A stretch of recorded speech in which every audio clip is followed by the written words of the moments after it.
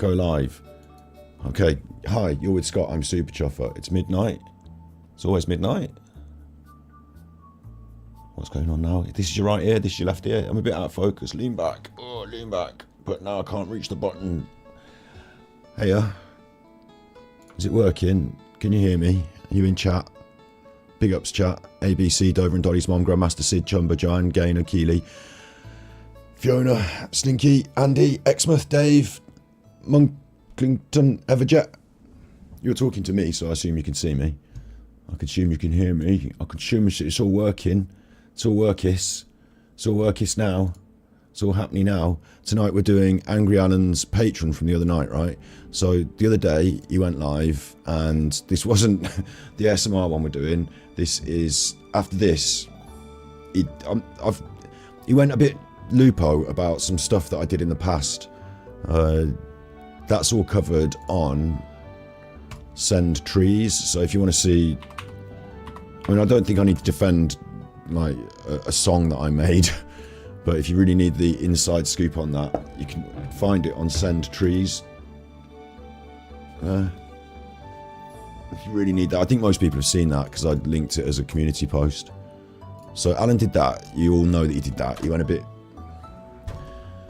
thing, didn't he? And then the same evening he did a patron broadcast. So we're going to be watching the patron broadcast. And in it, Alan exposes himself in some quite remarkable ways, to be honest, in my opinion. Well, not just my opinion, you'll see, won't you? Big ups Lorna, big ups Lovely Jubbly, big ups Gwenny, big ups Prophecy. I forgot to get my coffee on as well.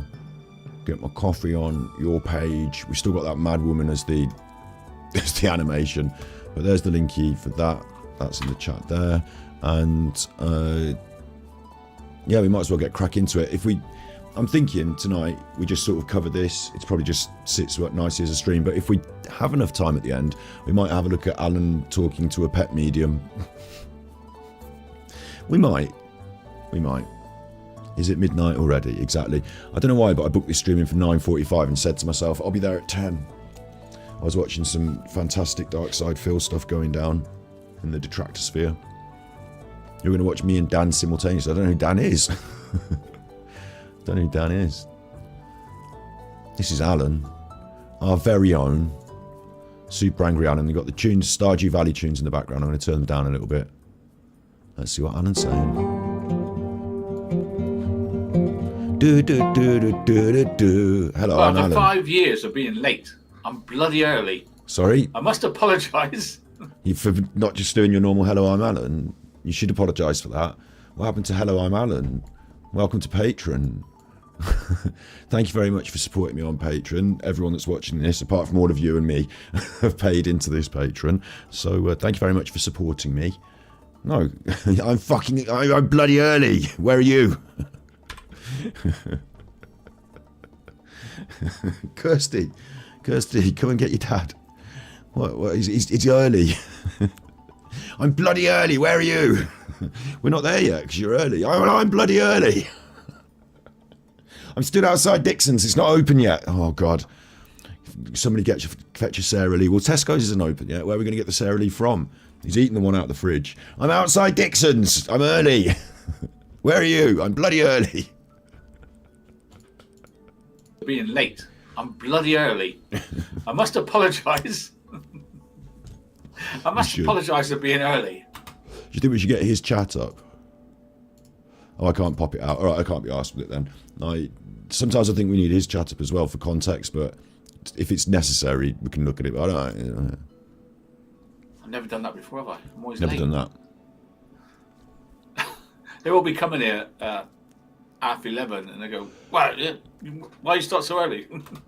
Like, for me to get his chat on, actually, I could do this. Well, no, I can't.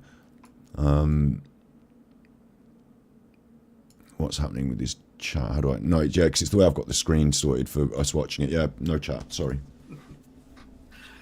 Oh God, relax. I'm trying to rush breathe and Trying to breathe. Relax. I guess. Okay, just for context, quickly. Just for context, this is following this one. I can tell you, there's not a lot of options. My picture. It got so bad for Alan. This one, super chuffer deny deflection of himself. I'm not even going to do a straight react to this because it's just all the old lies. I said this the other day. It's just all the old bullshit. He gets like right into the old bullshit. There's me pouring chocolate milk on myself. Quite happy with that. He gets all the old bullshit. He does this again, the Gary Glitter song. He can't play the Gary Glitter song, but it's just me singing karaoke to Gary Glitter, pretending to be Alan. He puts some Martin Dean on. He gets the non-skate out. Puts everyone's name except for mine, which is a bit harsh. Val, you can do him for privacy. Look into that. Although I'm not mentioning Val anymore, am I? But you can do it for privacy on that. There's a YouTube privacy report. He goes in. He brings this up on his own stream again. So that was a win. He's got me out doing Torchy. He gets very excited. He gets very excited over a very old video I did called Daughter Study, in which one small part of a layered composition has a lady not taking her clothes off in it. He got really excited about that. And then he didn't like one of my songs. That's me when I'm actually 16 years old.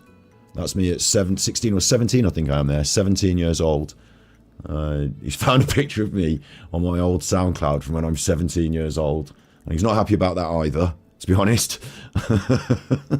Then he does the lyrics from Alan Smule, which are also available on Sentries. If you want to watch the singing of Alan Smule. Assault, you decide. Battery Exhausted sings. So that's available on Sentries as well. So it's a big, like, for me, that was, I don't need to do a react. Like, this is the react. It's a massive own goal for Alan. He got well wound up about it as well. Song lyrics and everything. He got so wound up. He had my picture on. Oh, he's cross. You've done it now, Scott. So this is the one that, this is the context. You know that I'm streaming now, dude. Do you want to come in? You're in now, so don't mess. You want to mess? If you want to rumble, you look weak like Barney Rubble. I'll see if I can pencil you into my schedule. Come round this time next week with your boys. I'll break your feet with golf clubs. Give you new... Look, let's just not stop rapping. Let's stop rapping. Alan got well tetchy. I've got the cat on me now. So he's gone from like well tetchy, super off, like overloaded, super angry. So much so that he decided to start ASMR streaming. So like having a bit of a breakdown. So that's the context. That's what we're walking into here on his Patreon stream. This is what's supposed to, the response to that after the storm. This is the breathing out and the relaxing after. You were all in YouTube tonight. Did I wear bother boots at 6? Yes, I was a punk and I had Doc Martens. I had like 16 holers or whatever you call them up to the midway of my calves. Big steel toe cap Doc Martens, amongst other footwear. But yes, I did. And the reason I had a green Mohican is because, yes. Couldn't get any easier.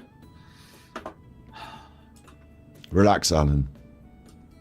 I think I did a good thing tonight because a lot of that information we already had, but I didn't want to do it.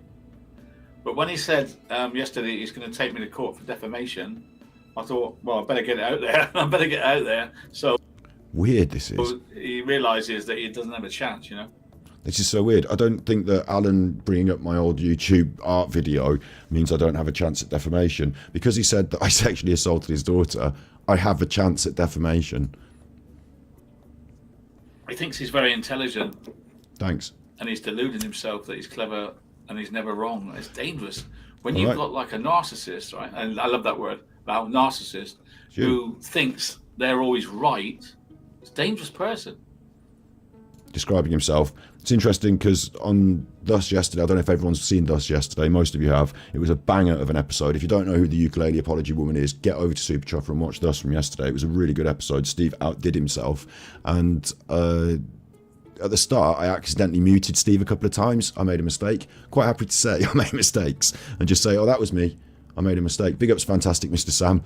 It's been kicking off in the detractor world. I had to come on late after the LTG.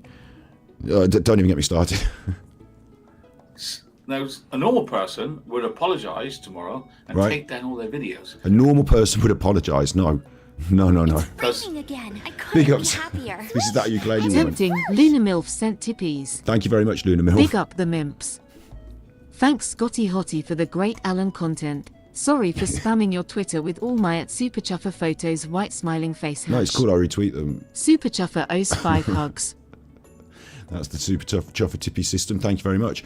It's raining again. There's another one. Alan's proctologist doctor sent tippies. Alan. Will you please remind Alan that he has a hospital appointment for a deep and painful anal probe from me, his proctologist. It's always fun examining Alan just for the hell of it. Superchuffer owes 3 hugs. I should think he books himself double appointments. He might enjoy it. Thank you. He's boom, banged, exposed, didn't he? Full on exposed. Full on exposed? No. Didn't get full on exposed. Things that I've had up on the internet since I've been 17 have been brought to light, and they're okay. The stuff I put out tonight, he's exposed. No. Yeah, he won't see it that way. He'll see it as a damn challenge. A challenge. A challenge. A water challenge. Oh wait, I need to put that on. It'll probably get me copyrights, but I don't care. I've said it now, it's in my brain. What was it called? Little girl, he's searching for little girl. Little girl, it's the ice bucket challenge. And she swears. There you go, she swears. This is my favourite ever ice bucket challenge. It's brilliant. No, this is too... No, where's the actual bit where she says, a water challenge? Thank you. There we go.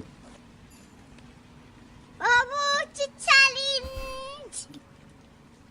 I nominate Matthew, Adam, Chantal. Here we go. Ah! Fucking hell! So West Midlands. Fucking hell! A water challenge. So do I see it as a challenge, Alan? No. I thought you were losing your, fraying at the edges, essentially.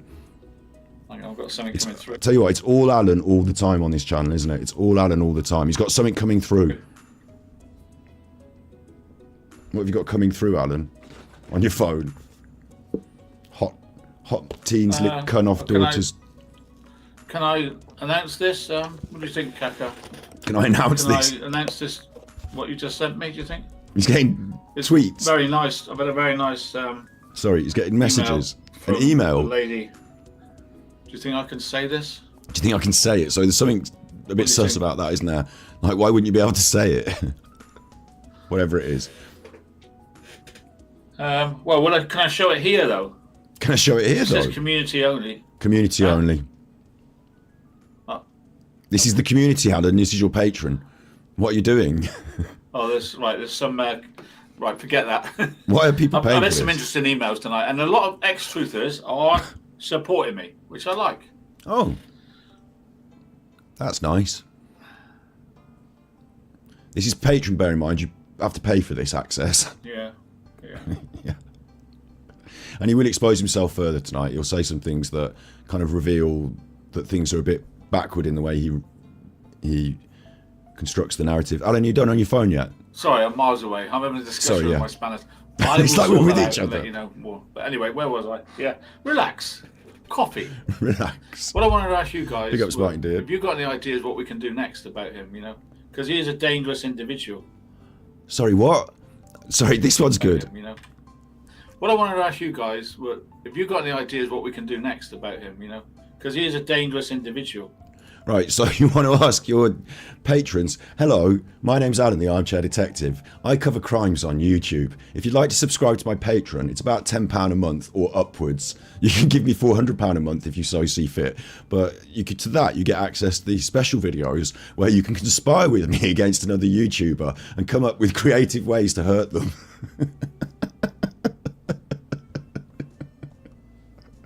Would you like to be part of my conspiracy team so that we can conspire together to commit crimes? Would you like to become part of my criminal conspiracy on the internet?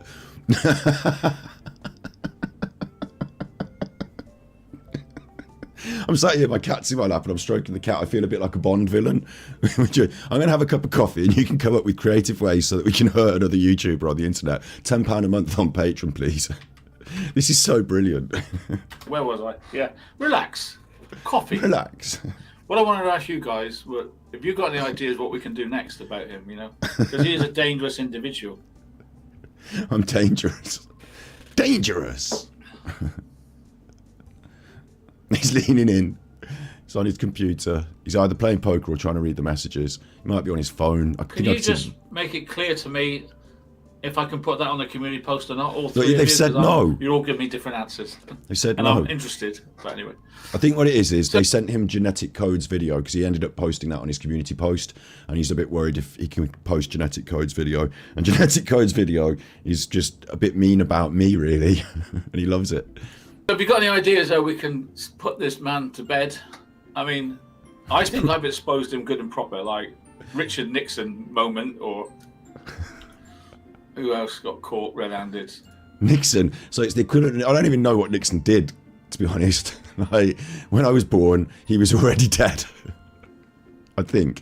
Like, this is Nixon. And in Futurama, he's a head, and that guy carries him around. That's what I know about Nixon. There'll be no whitewash at the White House. But what the hell has it got to do with anything now? When he said he caught me red-handed, like I said, Centuries has got it, you decide. I did a song. I mean, there's a song. Listen, all you fuckers, all you screwheads. It was 17 night. It's all explained here. This is the art video that he's angry about. It's not particularly good art, maybe, but it's also not what he said it was. So everything's fine. Everything's fine. Oh, exposed. And this is my Nixon moment, apparently. If anyone knows what Nixon did or can enlighten me, put it on the back of a postcard and send it to P.O. Box The Past. Oh, yeah. Someone. Oh, yeah, there will be a community post going up later. Can you do it? Kaka, can you put that up on the community?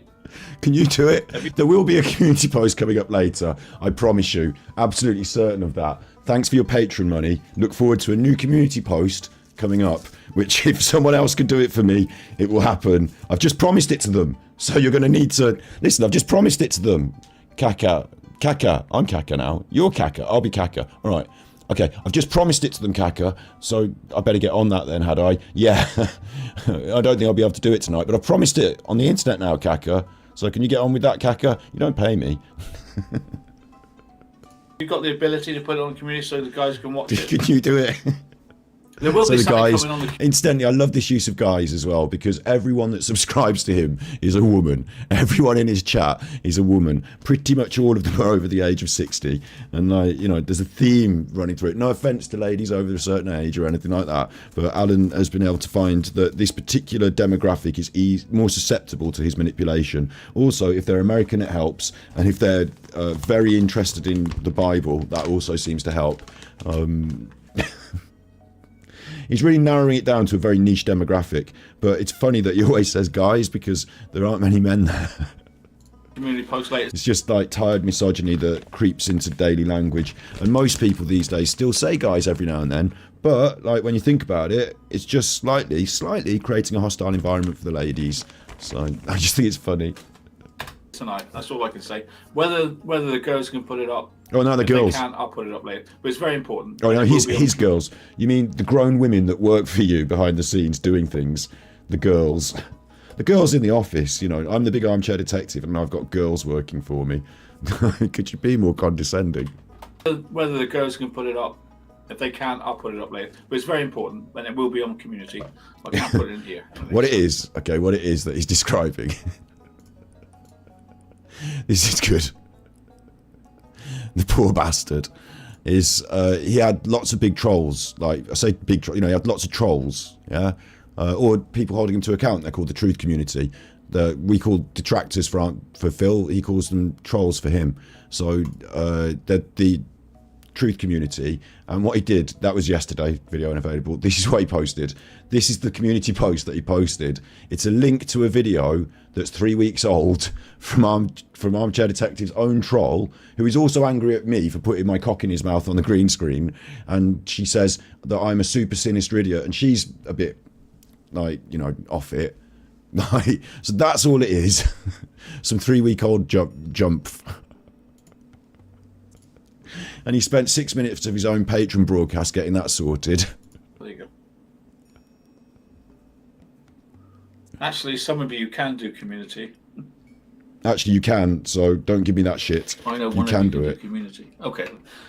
Only community posts on it. I'll tell you what, I'll do it live now. Right, Ooh. this is like live AD. Let's see if we can do this. So This isn't like Dark Side Phil at all. So I'll go to AD's. You know, I've got the blue channel, right? Yeah. So I'll go to community. Walk me through it so I can. Well, I suppose I can't because I'm not. And I. Why don't you just do it? A new post up, and I've got This is interesting. Get the post out of my email. You've got to get it out. Get the post out of your email. Live. Is that how you do most of your I can only go on the posts? community, but that's the way it is. So. Oh, I haven't got the link, guys. You haven't given me the link. So you might as well do this later then, maybe. Give me a screenshot. I need the link. Maybe do it Put the later. link in chat and I'll put it up. Maybe do it later because you're live on your paid Patreon broadcast. Yeah, I've got the link now. Okay, it's all good, this, isn't it? Right, so copy the link. I'll just make a roll up, Alan. Copy. This is how we work behind the scenes, guys. Is it? Now, I'll go to community post and I'll share something. Do you want to put something on the telly for a bit while we post it? Right, you can see it now. Can I? Well, I suppose if I go off this window onto a different window, I can see it's 3 weeks ago. Okay, it's from 3 weeks ago. It's but you can watch it. It's from, I would call it somebody that doesn't like me. But anyway, she's... it's just rubbish. She just got like 2 little tiny clips of me saying like something menial, and it's like 2 tiny, and then she's like, "Oh, there's a 6-minute intro." Like, she's not a particularly good editor. It's awful. Have a look, read it. Not now, later. Nice Janice, thanks for saying that. It's just nice cup of tea. It's hard not to laugh with this going on though. I do promise there is a point where he will expose himself for doing something like, reverse Uno card, some weird exposure. But in this, Alan is also in kind of high spirits in a way because he's just basically savaged my reputation by slurring me and smearing me in a 1.5 hour broadcast in which he brought up all the old bullshit again. So he might be in reasonable spirits because said we can have a look, read it. Not now, later. Nice cup of tea and a coffee. Whee! You're not creepy. You're not creepy. You're not creepy. I'm going to say not creepy to that. I'm just going to put the playback speed down a bit and just make him a little bit bigger. Maybe because I said not creepy to that. I said that was okay. A little bit of tea. I mean, I might not be firing on all cylinders if I said not creepy, mightn't I? So let's just make sure that I'm getting this right. I said not creepy, but my creepometer wasn't working necessarily. So I'm just going to blow this up. Just going to see how creepy this really is. Nice cup of tea and a coffee. Oh, the eyes afterwards. Definitely creepy now. Gone well creepy. I thought that was nice and cheerful, but coffee. It's the eyes afterwards. The predatory eyes. The stare. Are you all right, Alan? You've gone a bit. Look, read it. Not now, later. Nice cup of tea and a coffee. It's in the eyes. I don't like the way you're looking at me, Alan. It's all in the eyes. What's in that fucking cup? Gin, probably. Probably gin. I've got a new name for him, haven't I? Got a new name for him. Who are we talking about now? Hang on. I think I'm going to get a mention. Again. I couldn't be Big happier. ups. Thanks, Brett. Tippies. Super Chuffer owes 3 3 hugs. hugs. I'll reload this. We've got that woman on because we did her on Thus yesterday, so make sure you check out Thus because that was a banger. Steve really brought his A game. Thanks, Brett. And I'll copy that and paste it into chat as well because it doesn't do it automatically on this channel. Thank you. Alan is about to have another pop me. Bear in mind, I do have to reiterate this a few times. This is his patron, so you pay the money and you get this. Tea and a coffee. I've got a new name for him, am I? Little Weed? It suits him, right? Little Weed? Me? Super Chopper. Little Weed? Sorry, my sense of humour. It suits him, right? Little Weed? Super Chopper. Little Weed? Sorry, my sense of humour. That's how I see him. It's like a little weed growing between two plant pots. I don't know if that's... Okay. For anyone that doesn't know, because there might be a few that don't, Bill and Ben weed. So Bill and Ben were the flower pot men. Some years ago now, in the 1960s. So, and weed is the little plant that grows between them. So this is a reference. I'm going to say it's a reference. Bill and Ben. Not a very modern reference. The little weed looked all about her, and when she saw that everything was quiet, She's female for a start. she leaned over towards one of the big flower pots and called out, Weed! So that's me now. I'm going to have to cosplay as the fucking weed. I'm going to have to get, like, leaves and a... I think you could. I'm not going to look at it on the internet because it will get my address brought up if I go to on Amazon, won't it, these days? Oh, no, but I wonder if Bill and Ben weed costume... I wonder if that exists. I mean, certainly there are people dressed up as it, but they're a bit bright and colourful. Doesn't it need to be black and white? I think I can source this. And lean into the meme. The meme, I mean, for fuck's sake, can we not do something... Have you not watched the telly, Alan, recently? Have you not watched the telly? Have you not got anything better than this? We're going to have to, like, because the modern audience isn't going to really understand it, Alan. So I'm Ganja Man, Jamaica Man, Grandmaster Sid. But now I'm Mr... I used to be Larry. Now I'm Little Weed. I'm the Weed Man. I mean...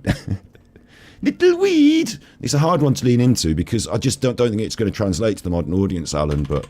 Weed! Super Chopper! He's enjoying it, so give him that. I've got a new name for him, am I?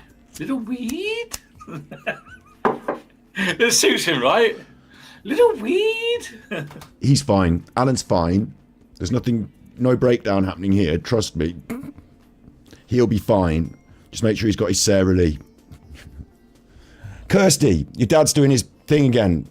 What now? Which one? He's doing the impressions of the 60s TV characters. Well, that's fine, Mom. That's only a level 3. I don't know, Kirsty. It's only a level 3, Mom. Don't worry. I'll be round with the Sarah Lee later. You've got one in the freezer. Things will be fine. He's level 3, though, Kirsty. Has he done Little Weed? He's done Little Weed. Okay. I'll be round after work, Mom. Thanks, Kirsty. I'm a dangerous man. Super Chopper! Little Weed! Sorry, my sense of humour. Sorry. That's how I see him. It's like a little weed growing between... You see me as a small plant growing between two plant pots. And it reminded you of the old Bill and... What?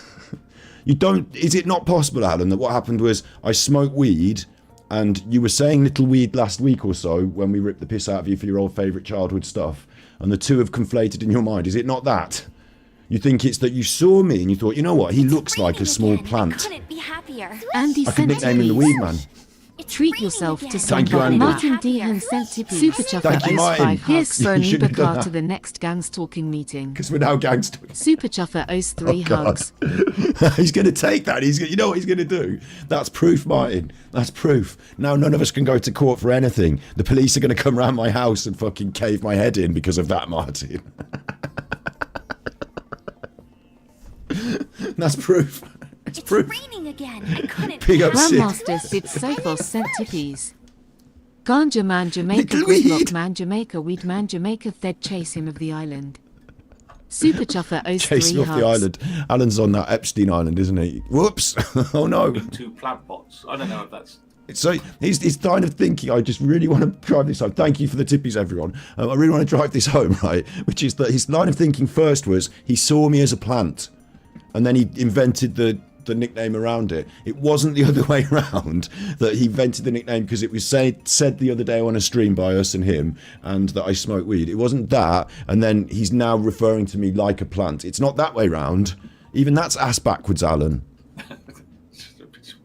You all right, Kat? That's how I see him, anyway. Don't piss in the corner. Do not get out of there if you're going to do a piss. I'm not having that. Can I get an order of protection? I don't... Well, I can't tell you everything that's going on, but I can tell you... So the thing is that's happening in his chat here is he asked them to say, you know, can you help me in any way? And there's not much going on in his chat, but a couple of people are trying to suggest things that might help with the situation. So this is the exposure that's going to come. Martin, you're going to really enjoy this bit as well. Most people are going to really enjoy this. Big ups Regardation Police. Can I get an invite to the secret Discord server? It's not a secret. You can get an it's just we've got a Discord. So you definitely can have an invite. Yes, absolutely. Pleasure to have you there. And we've also got mods. So if any of Alan's chuffers get in there, like they get ripped out. Because I've got a list, like Discord gives us a list of who's in there. So, we can keep an eye. So don't worry. It should be fairly safe. But at the same time, also worry because Alan's got like weird spies going on. He's asking people to fucking help to get rid of me. But it reveals something. It reveals something. So let's see what Alan comes on to say. Obviously, we're trying. Oh, believe me, we're trying. We're trying. We are not fools here. Obviously, between us, we have quite a lot of brain cells. Between us, meaning the people in his Discord, sorry, the people in his spatters are doing the thinking. And Alan, when he says between us, he means the group. Like, so them, not me. I'm not doing any of the work, but yeah. And of course we contacted the police. Of course we have. Yeah. So they've definitely contacted the police. I would agree with that. I'm going to say, yeah, of course you have. It's not a hard thing to do. 101, sit on the line for fucking 6 hours. Is it an emergency? No. Well, do you mind taking yourself to hospital? Look, this isn't what it's about. Okay. My friend broke a leg the other day, a few months ago, and they literally said, like, is it an emergency? The ambulance is going to be quite a long time, so you might want to try and take her yourself. And I was like, in the past, I'm sure that we were told not to move them. And she's like, yeah, get her in the car. Try not to move it much. How about try not to move it much? Try not to move it much. Are you sure? Because in the past, I heard, yeah, try not to move it much. If it starts flopping about, then you're going to want to put it on a pillow or something. A pillow, you say? Yeah. Just get her to the hospital yourself. Are you sure? She's shouting a bit. She thinks she's in quite a lot of pain. Yeah. Have you got the pillow? Yeah, I've got it round under her leg, like you said. Yeah, use that on her face. What? That's the NHS for you these days. Sorry. But I think, like, the British police are not... Because they're underfunded, so we need the new government that would fund them better. You think the British police... What are you going to say about the British police now? Ooh, Alan, ooh, I love it when he does his face. I love it when he does his face. Do your face again, Alan. The anger seething through him. He's asked these fucking spanners for help and they've not suggested anything good. We have. We have. But I think, like, the British police are 1980. Oh, right. They're, like, stuck in, like, oh, what's this social media? Oh, social media, what's that again? Oh, I know. Block them. It's raining Block again. them. I couldn't be happier. Swish, and then whoosh. Alan's proctologist doctor sent tippies. Try whirligig for the flower pot men. He's also a hypocrite as there are photos of him smoking the largest spliff you've ever seen. He's an asshole. No. He can't get a protective order as you haven't threatened to go to his home. Super Chuffer owes 3 hugs. Thanks very much, Alan's proctologist. I was going to say, well, at a party once, I saw the biggest spliff we've ever rolled, and it was this fucking... I didn't roll it. But I've seen a pretty big spliff being rolled at a party once. But Keep a record of what they... Bear in mind, this is what the police, the 1980s, Alan's concerned here. The police are in 1980. Like, stuck in, like, oh, what's this social media? So Alan's threatened me with the police a number of times. He's threatened other people, I'm going to say now, because other people might be getting a bit cross with me talking. So whatever, I'll just say other people. He's threatened other people, right? And this is behind the scenes of the threats. The police are stuck in 1980. Social media, what's that again? Oh, I know. Block them. Block them. Keep a record of what they say. Yeah. What else did 1980 say? Oh, yeah. Block them. Keep a record of what they say. Ignore them. Ignore them. Oh, yeah. And stay off social media yourself. That's what they wrote in their book years ago. How to deal with social media. Advise the person to stay off social media. Keep a record of what this person says about you. Do not respond. Oh, dear Alan. It seems like you're undermining your own threats. So you were pretty sure the other day that you had the mobile number of the police in 3 different regions. You listed the regions deliberately so that you would be highlighting the area of the world that certain people live in. you said that the police were on your side, that they were going to be kicking doors in, essentially. I'm paraphrasing, but, you said that, watch out, you're being arrested, all this business. It doesn't sound like that, does it, Alan? It sounds like they're just fobbing you off and getting you to write the fucking thing write it in a... I'll tell you what, Alan, next time they do it, can you write it on the back of a crisp packet and just throw it in the recycling, and it'll get to us someday? Just shut up, Alan. Tell you what, Alan, next time you're at the bus stop, if you just carve it into the bus, the advertising hoarding, just carve your complaint into the plastic of the advertising hoarding with a key. Just do that, Alan, and just fuck off. And report them to YouTube.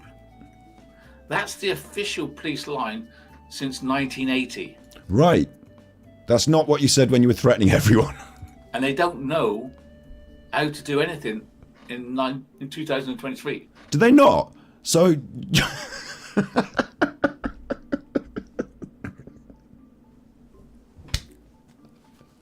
Oh my God.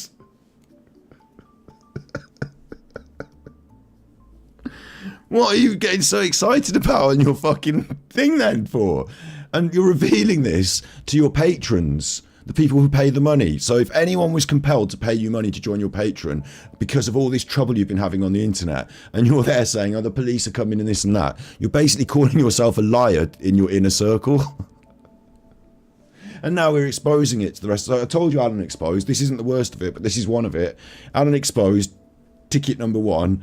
The police, I've got all their mobile numbers. They're coming to your house. Versus, they don't know how to do anything. They've told me to write it down on a fucking little piece of paper and attach it to the leg of a pigeon and then just throw it in the sea. When I tell you that, little weed, it's true. When I tell you... Like almost like Tourette's, little weed popped out of his mouth. What's going on? How to do anything in 2023. When I tell you that, little weed, it's true. When I tell you that, I've been dealing with the police for 5 years. And You've been dealing with the police for 5 years. What, in an ongoing battle for like custody of your kids, or like an ongoing dispute over the neighbour's hedge? What do you mean you've been dealing with the police for 5 years? Since you've been on the internet, people have been giving you the police have been coming around your house. 5 years of dealing with the police. Of course they've had enough. Not this arsehole again. 5 years of this.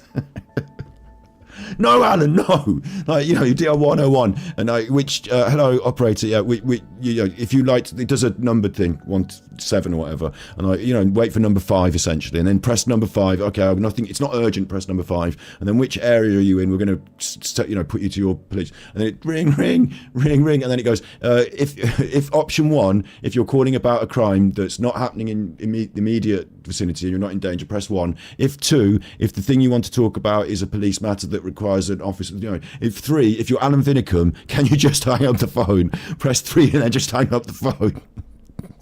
You've got your own number on the hotline now, Alan, on the automated system. 5 years. 23. When I tell you that, little weed, it's true. Weed? When I tell you that, I've been dealing with the police for 5 years, and I need to get myself a VTuber rig of little weed. I need to do a little weed VTuber. When I tell you that, I've been dealing with the police for 5 years, and it's been a long haul. I bet. Been a long haul, and I've never once had a great outcome with them. No. They always say in the end, block them, stay off social media, report them to YouTube. Yeah. That's what they say. That's what they say. Good old police that you've got the mobile I know. number. If we were in America, it'd be a lot different. But honestly, we're not in America. I know it's hard for you to believe, but we're not actually in America. Tetchy. Someone in chat said something about if you were in America. Yeah, well, hard for you to believe that we're not in America. But actually, we're not. So why don't you take your fucking stupid ideas and your chat elsewhere? Thank you. That's your patrons, Alan. Yeah, I know. If we were in America, it'd be a lot different. But honestly, we're not in America. I know it's hard for you to believe, but we're not actually in America. We're in the UK. And it's vastly different laws. It's frustrating for us when you keep telling us, if you were in America, we'd do this. I can't help. We're not. It's frustrating. Alan is being frustrated by the patrons. If it's that frustrating, why don't you just bin them off your Patreon, Alan? Delete them from Patreon. Ban them. Alan's cultivated a group of people who are prepared to pay money to be in his patron, and they frustrate him on a daily basis. Good one. America, we're in the UK, and it's vastly different laws. It's frustrating for us when you keep telling us, if you were in America, we'd do this. I can't help. We're not in America. We're not. Nothing we can do. Newspapers won't touch it because of getting sued and stuff. The newspapers won't touch it because who the fuck am I and who the fuck are you?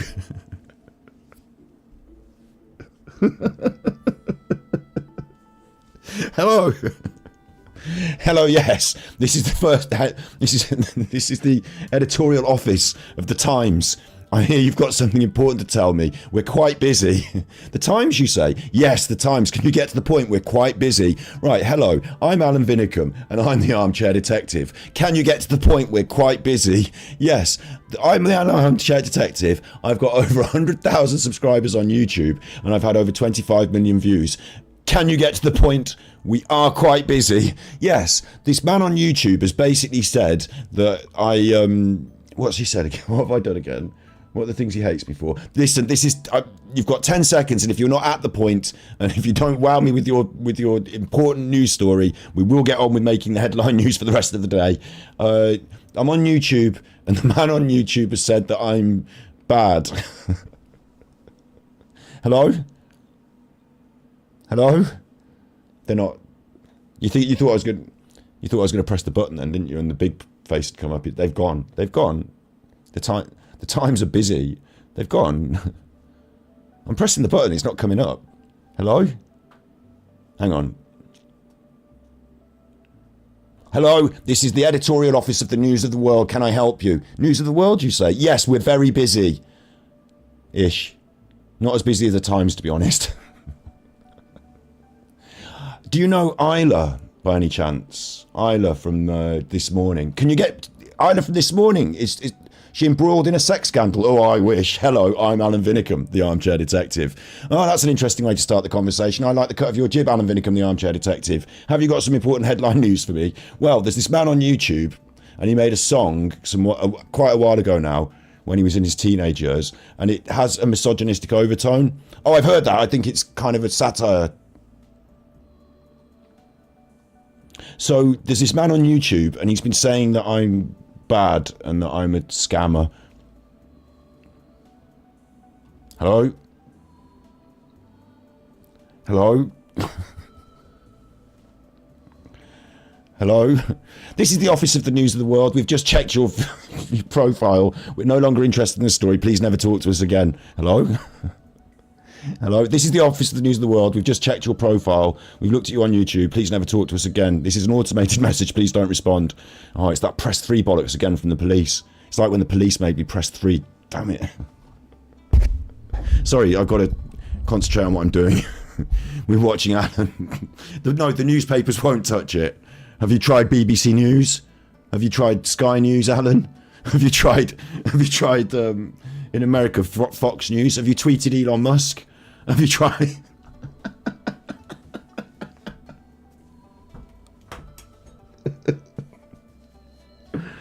They're deframing me on YouTube, Elon. I'm quite busy building rockets, Alan. How did you get my number? They're deframing me on YouTube. I got your number because I was on that island with Jeffrey. Were you? I'm not doing the faces. Wait, were you? I don't recognise you. No, I was wearing a mask, washing the pool. Were you?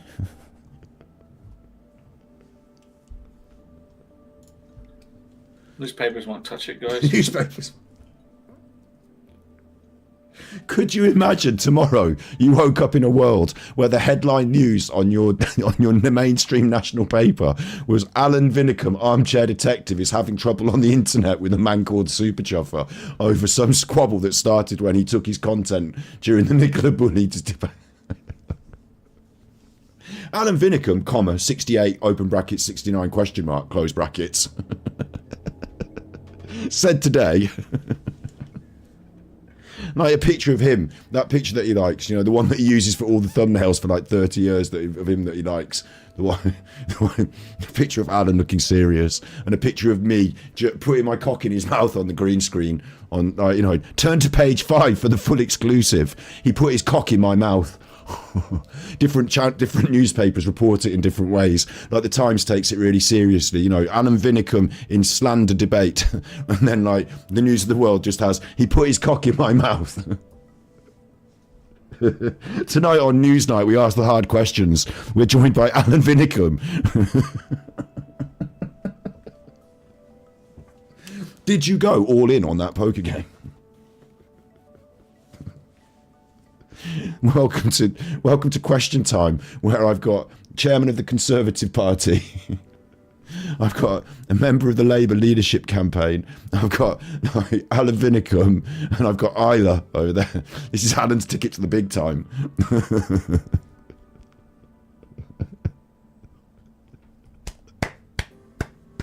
Sorry, this is just too good. Oh, I clapped with one hand there. Did you hear the sound of one hand clapping?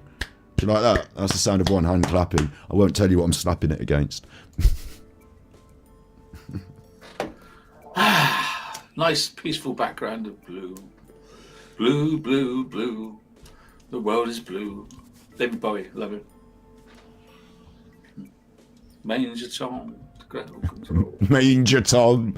Always with the Manger Tom. He fucking loves David Bowie. He only knows that one song, but he loves David Bowie. David Bowie's dead, sadly. Did you listen to his latest album? It was pretty fucking cool. I'd feel a little bit about the fact, because, okay, you know, he knew he was dying and he wanted to get this one last album out, but like, and I know he worked with this band before, but the band that he worked with are like a sort of jazz drum and bass breakbeat thing, and they really, you know, solidly do their thing. And David did a little bit, no offence to him, but he did a little bit, just sort of turn up and say, listen, I've got these songs, you play a bit like this, oh, I like what you're doing there, right, go. And like, it was quite, I know it's known as the David Bowie album, but I also feel people like me know, don't they? It's them as well. Like, they need a huge amount of representation, because they did a lot of the music on that. But it came out really good, yeah. Aside for David, that he, you know, dead, isn't it? What am I talking about now? Yeah, sorry, Alan likes David Bowie. He's going to reveal some more stuff about actual serious stuff. So in between the nonsense, there's going to be another serious revelation from Alan that exposes him. Nice peaceful background of blue. Blue, blue, blue. The world is blue. David Bowie, love him. Manger Tom, ground control. I've got to calm down now. Got to calm down now. Have a Xanax. Michael MTK has got a new job. That's good news. That's awesome. Yeah, because then he can pay you some more money.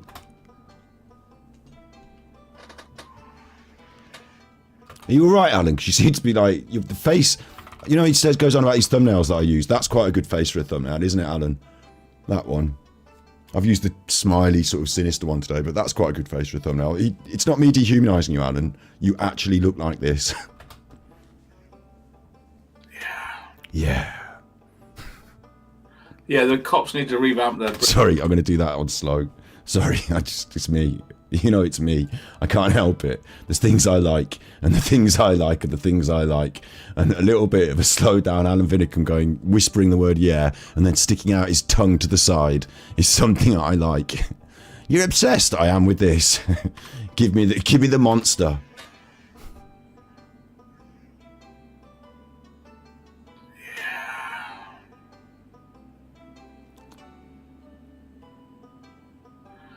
Yeah, the cops need to revamp the British law. Honestly, it's like they have a book called the College of Policing, right?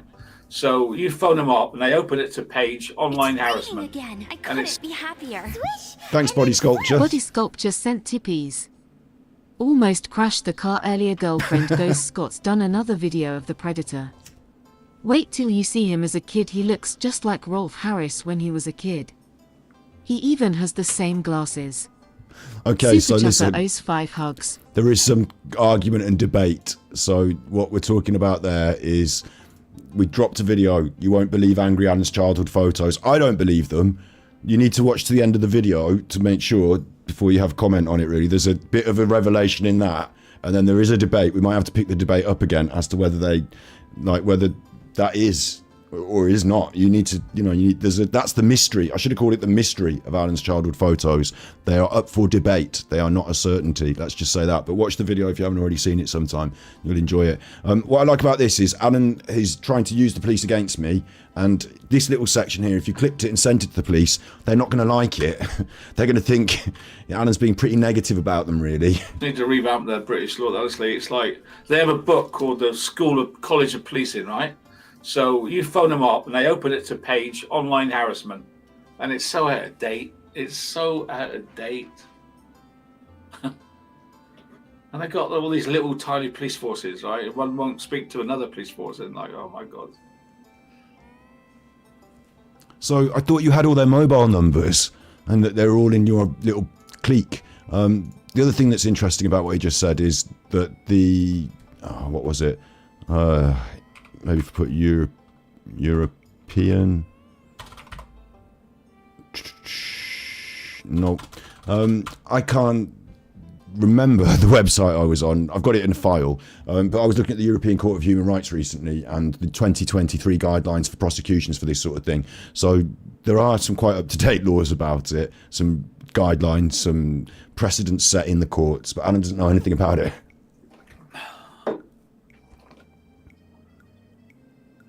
Melissa Marvelous, I have some experience. He likes Melissa Marvelous. She's the one with the pretty face on the photograph, and she looks like of a younger age than his normal spanner. He's quite into Melissa Marvelous. What can you do, Melissa? Anybody that could do something would help.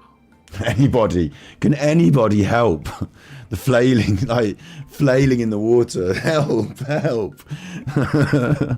It's not going well then, Alan, huh? I thought I was having the police come round. I thought you were in charge of this. I thought you'd exposed me. I thought that was my Nixon moment. Now, can anybody help? Can random new patron friend, after paying me £10 to watch this broadcast, can you help me take down someone on the internet? If anybody was like a social worker that would know what's wrong with him. A social worker? What's wrong with him? There's nothing wrong with me. Anybody know? A social worker?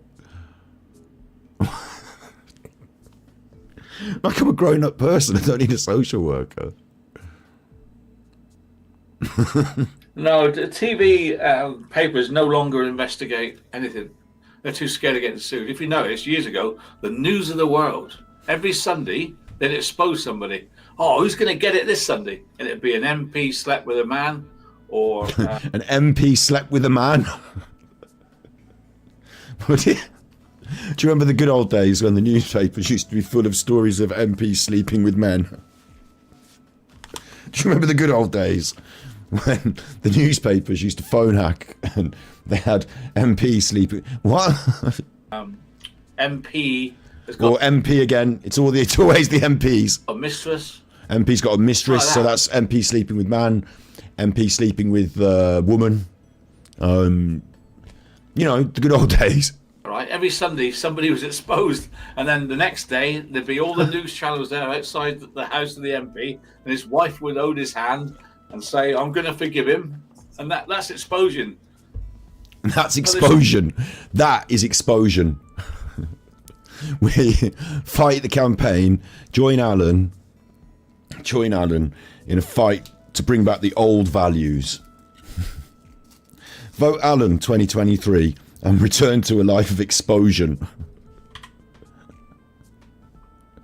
And say, "I'm going to forgive him," and that's exposure. Exposure. But they've stopped that now. They're too scared because of being sued. There was a guy on, wasn't there? What was he called? What was he called? But before we go on to find out what he was called, let's just remind ourselves this is his patron. You are paying to see this, and the news of the world.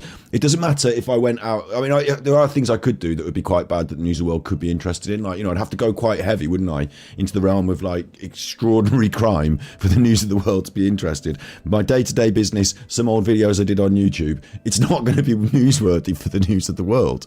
So you're not going to be able to ring them up and say, there's this guy on YouTube, he's got 10,000 subscribers and he's talking smack about me. I want you to go into action. They just say, what the fuck is he thinking? back in the 80s, big guy. He used to go and knock on people. Hey, why have you conned all these people out of their pensions, right? You knock on their door, they film it. And sometimes you get chased down the road. What's he called? The big guy. Oh, Cook, Roger Cook. Talking about the Cook report. He was an investigative journalist. They don't do it anymore. He was an investigator. You're supposed to be an investigative journalist. Armchair arsehole. They don't do it anymore. They do it.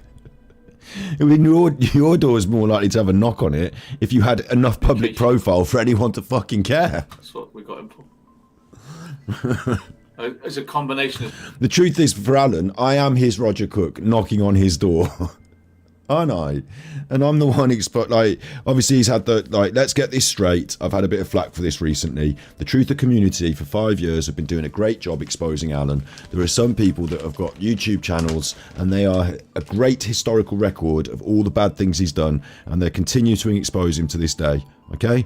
I don't want to get into any petty back and forth. I forgot to name this one or that one, so I'm just going to say the community as a whole have done that. Right? There are also some community members that I've also recently highlighted who are fucking nuts, in my opinion. Oh no, he doesn't like me, he thinks I'm nuts. So again, I'm not going to say any names because we don't want to have any fucking pissy and bony. But if you're angry, assume that you're in the one that I like. And if you're happy, assume I think you're nuts. No, let's all calm the fuck down. That's been going on for years. But let's also be fair. Let's be fair. I found his smule with the kids on it by accident, yeah. And then I made my video and I've done this. I think people are a little bit, he's talking about getting the newspapers involved and stuff, right? Because in a way, this is like the court of public opinion in a way, isn't it?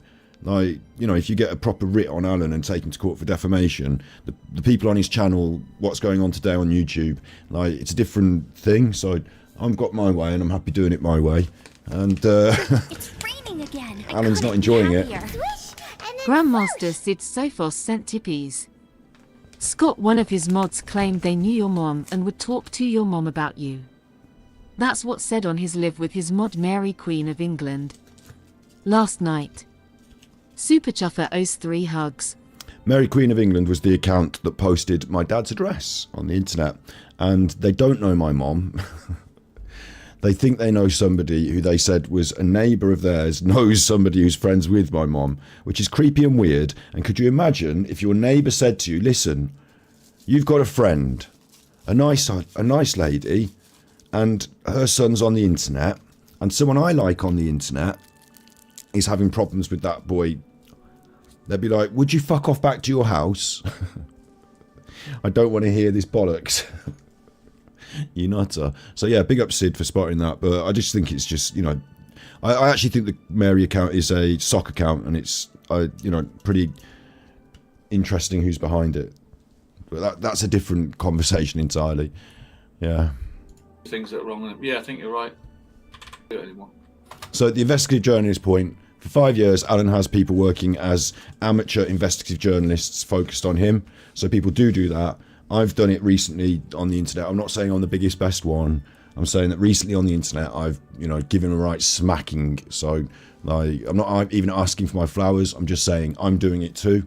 What we do kind of counts as investigative journalism. I don't have a degree in journalism. I'm not a journalist.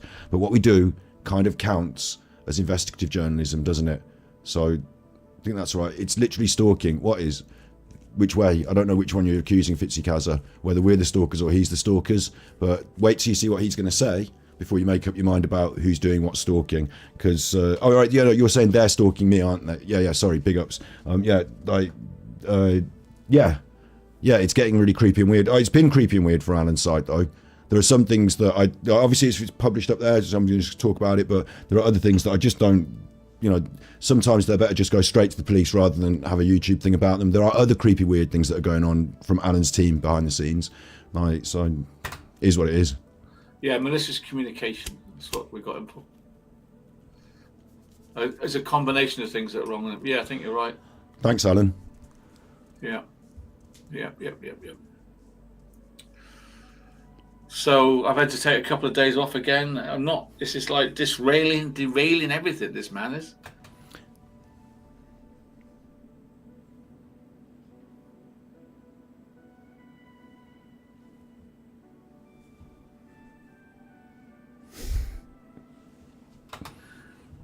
what happened was...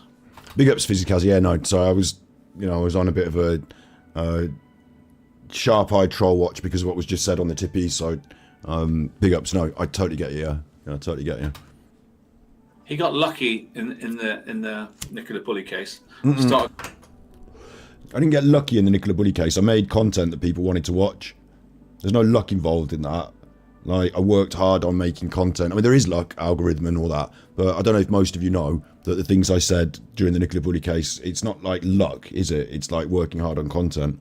But yeah, okay, it was reasonably fortunate for me that lots of people at the time wanted to see that sort of content. So yes. He got lucky in the Nicola Bully case and started getting some traction. Mm-hmm. And then he thought, well, this AD's earning too much money. I'll see if I... Wait. And then I thought AD's earning too much. Let's just listen to what he says in one, and then I'll pick it apart. He got lucky in the Nicola Bully case and started getting some traction.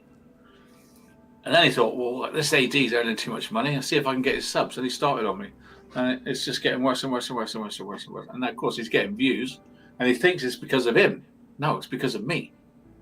If he does another subject, he doesn't get any views. He's got to do... The only thing he can do is Armchair Detective. Otherwise, he doesn't get any attention. So he has to do it. Okay, let's just take that back. Got lucky in the Nicola Bully case. True that. AD's earning too much money. I thought AD's earning too much money. It's irrelevant what he's doing, how much money he earns. Like, there's a million YouTube channels out there. They're all earning decent money. Like, it's irrelevant to me what's happening. But Alan, as we all know, took my content, plagiarized. We've got the Eddie's Vinyl Break, got plagiarized as well. It became a bit, so it's got nothing to do with this. And I don't know if he's living in his own delusion here or if he's trying to convince his patrons, but this is strange. But carry on, yeah. Subs, and he started on me. And then I want to get his subs, which is weird again because I'm not doing the same kind of content that Alan does. So I don't think that his subs are necessarily going to want to come over to my stuff and just stay there.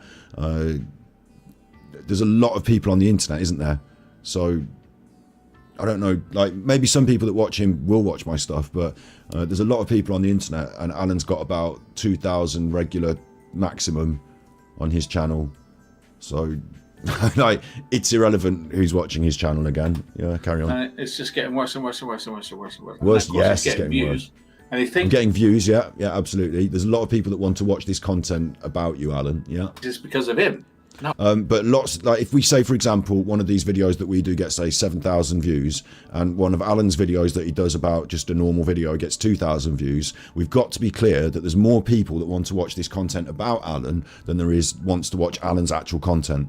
So that's fair, isn't it? You're different people, a lot of you, to the ones that actually watch Alan. So that's fine. It's because of me. And it's not because of you, though, is it, Alan? It's like a compound thing. If you weren't the subject of what we're doing, then we'd have to do something else, yes. But there's a lot of other subjects that we could tackle. There's a lot of other people on the internet. But you are part of this interplay, yes. But it's not just because of you. It's not like I can just put Alan's name on a video and then equals 100,000 views. That's simply not the case, is it? No one can do that because you have to have content. Like, you might get the click, but then you have to have the content. And if the content's not there, people don't watch the content. And then the clickbait stuff doesn't work. Because what Alan did to me recently, getting a little bit serious for a moment, this video, the deflections of himself, this was clickbait. He got more views on the... Look, Super Chuffer's deflection of himself onto AD. It's worse than you think the truth. That was clickbait, because there was no worse than you think, no truth. It was just all old bollocks. So that got 6,000 views, though. So people are interested in that. I couldn't be happier. Jackie sent tippies. Whoosh. AD hates you getting tippies, so here's another one. Super Chuffer owes 5 hugs. Thank you very much. Thank you. He probably does hate it, but don't tip for hatred. Tip because you love me. But thank you. No, thank you very much, Jackie. I really appreciate it. Notice here that Alan's other videos, the Shannon Gilbert one got 2,000 views. The ASMR one got 2,000 views. And the Taylor Schwab thing got 1,000 views. So the big video here, the big live, is the one talking about me. So it's the opposite case now for Alan. Alan is using me to feed his view count. It's the opposite case there now for Alan. So it's just evident on the views. There are more people. The reason they're watching Alan's channel to see what he says about me is because they're interested in this, the back and forth. But they're not there to watch Alan, per se, because they're not watching his other stuff, are they? It's not like the Alan team are all there watching that one. So it's more likely that people that watch what we're doing are going over to Alan's stuff to watch that. And over on my channel, yeah, we can regularly pull between 2,000 to 5,000 views on Alan content. I'm pumping it out recently, so I think people might be having time to catch up. But on the bigger stuff, that's just the videos, sorry, the lives. On the bigger stuff, like we get 7,000, 6,000, 6,000. So these numbers are similar to the ones that went over to watch his channel. So it's the people that watch my channel are going over to his channel to watch that thing that he does every now and then. But so Alan's got this completely ass backwards, and it's kind of funny. Like, but yeah, carry on. He does another subject, doesn't get any views. He's got. Well, I do get views, but maybe not as many. But we've been banging this. Like, he doesn't.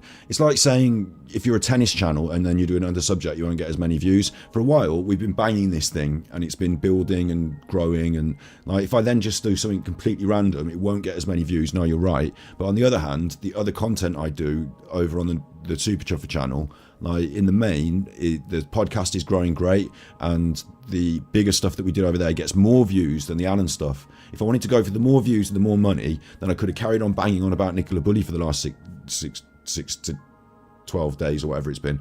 Like, sorry, 2 weeks. It's been longer. I don't know. I could have carried on doing that sort of stuff, but instead, got a bit of a passion project on the go here. So. The only thing he can do.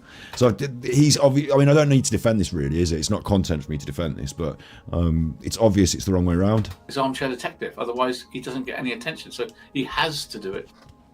He can't stop now. Can't stop. Do you know what I think about YouTube? If they get, supposing they got 200 reports tonight, get rid of. Okay, this is going to be important. So I'm going to highlight this. You know, I'm going to do like a timeout. Check this out. This is important. This is Alan revealing something that he really shouldn't be talking about in this way.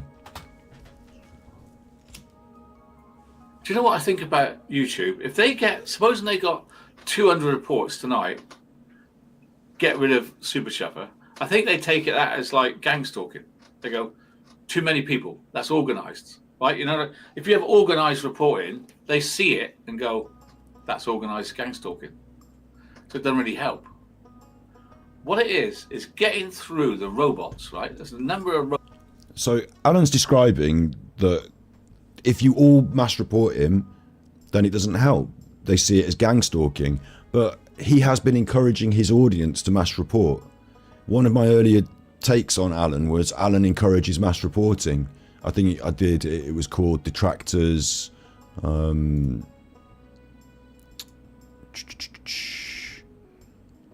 It had the word detractors in it. There's so much Alan. Angry Alan requests false mass reports. Detractors ho. That one. In that, he requested false mass reports. Again. I couldn't be happier. Swish, and then Kurt and Lisa sent Big ups, Kurt and tippies. Lisa. We love YA Super Chuffer. Battery boy weed whatever. When are you going to teach AD how to play ukulele so he can apologize like that smut cow on us last night? Super Chuffer owes 3 hugs. Big ups. I forgot to do the art competition at the start of the episode. Fuck, I need to launch the art competition properly at the start of an episode. Thank you very much. I don't know if he's going to learn anything from me. Big up, Sid. Grandmaster Sid Sophos sent tippies. Scott, we are all blocked from 3 years AGO. Otherwise I'd tear him anew. I always champion your corner man. Gridlock man Jamaica. Thanks, Sid. Super Chuffer owes 3 hugs. Really appreciate it. Thanks. Total gridlock. Big up Asia Save Horses for the Euros, 2 euros. Go get him. It's about time that he goes. He's on the way. He's on the ropes, Alan is, right? He's really on the ropes because of copyright strikes, because of his mental state, because of his inability to make good content. Like, the things are getting frayed at different edges. I noticed that today several other creators made videos about him. There are new creators like Regardation Police that are making comedic edits. So Snip says that she's here for the gang stalking. Alan, yeah, I'll get onto that just now. But I think he is, you know, this is a point where he's rocking and weak, and so he's making mistakes. For example, telling the world that I sexually assaulted his daughter was a mistake. He's making mistakes, and the more that he gets pushed around and, you know, more frayed he is, the harder he tries to relax by popping the bubble wrap, the worse it's going to be for him. So it's interesting times. It's interesting times. You know, he could carry through this, but knowing his character, I think that there's a few more tantrums to come. So he requested false mass reports, he said, why don't we all report him all at once and that will get Scott taken off the internet. And here he is saying that if you do false mass reports, you're gang stalking. So he is the leader of the gang stalking because he himself has requested false mass reports and is saying that he thinks it's gang stalking. He's in his own stream on Patreon asking people if they've got any ideas on how to take down Super Chuffer. Like, I've not sat here and asked anybody else for any ideas on how to take down Alan. People have got their own ideas. The truth community have been working independently, but as a community for a long time. But Alan is literally soliciting gang stalking, and here has described how something he did not so long in the past, because it was something I covered, he now considers to be gang stalking, or at least YouTube does. They go, too many people, that's organised, right? You know, if you have organised reporting, they see it and go, that's organised gang stalking. But you're organising the reporting right now.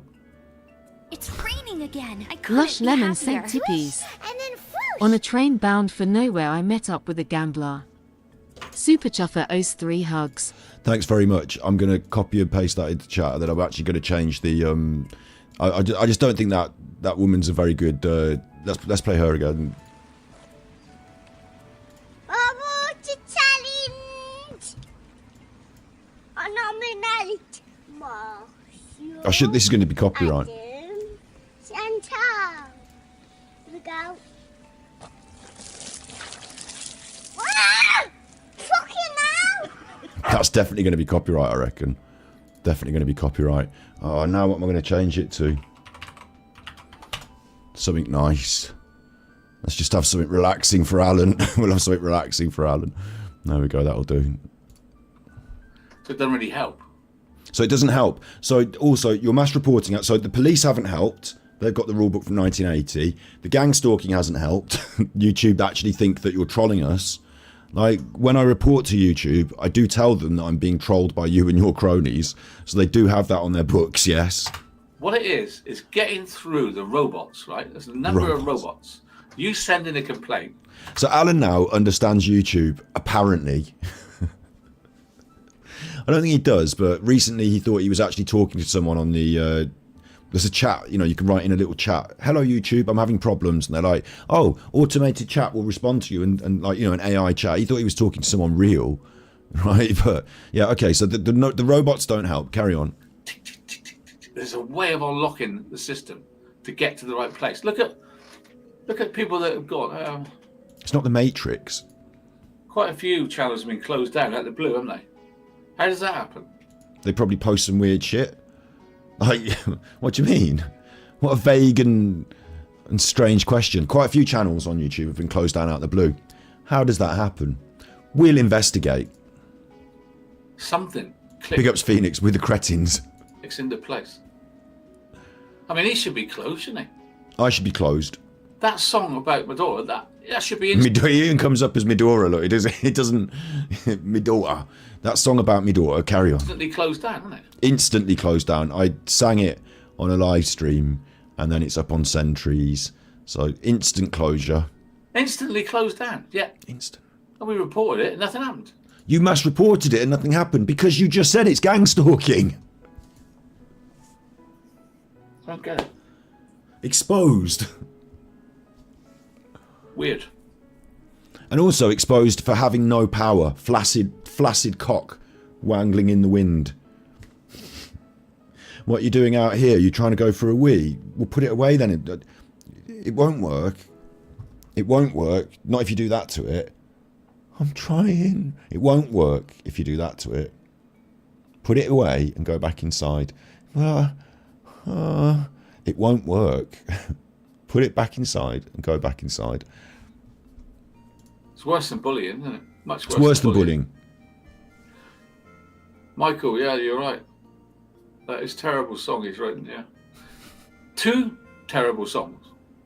The song about getting out of a young girl and murdering her and giving her wine Ropanol, which is like a date rape drug, get her like to be unconscious, and then put a bag over her head and choke her to death and put her in a river. It goes, a fine wine and to right hip, no, dump her body in the river in a bin bag. But the way you do it, Alan. A young girl and murdering her and giving her wine Ropanol, which is like date rape drug, get her like to be unconscious, and then put a bag over her head and choke her to death and put her in a river. You added the choke to death. He's riffing on it now. He's added the choker to death bit. That's like what is in his head. That's in your head. You just made it up. Really well. And then to film that schoolgirl, she literally takes all her clothes off in that. Right. This is more. I'm glad we've got this. I'm going to let this play just for a second because I might need this. Hang on. Oh, I'll make that as a song. It'll do really well. And then to film that schoolgirl, she literally takes all what is in his head. Oh, I'll make that as a song. It'll do really well. And then to film that schoolgirl, she literally takes all her clothes off in that film. Schoolgirl, man. Daughter, he calls it daughter. This word daughter all the time.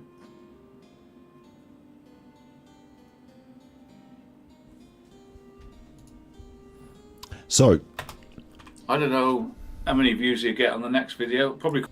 Listen, it's all on the internet. It's fine. I didn't film anyone. All the videos I used for those collages were from YouTube. That was the point. And she doesn't take all her clothes off. So, completely backward. Schoolgirl, man. He's just so desperate now. He's like, because he's got nothing, he's so desperate to make up lies and to, it's a tactic of the narcissist to sort of, you know, smear and slander your character. He thinks there's this idea now going around that we're in a sort of ego battle on YouTube and that we're each just trying to slander each other's characters. But it's not that. It's not that. It's that he has a bad character and I expose it and he's trying to slander my character. And we're not both as bad as each other in this context. Daughter, he calls it daughter. This word daughter all the time. It's all the time. In 2015, I made a piece called Daughter Study. And in 2023, I wrote a song about Alan's daughter. In the intervening time, there aren't many, if any, pieces of my media that mention the word daughter.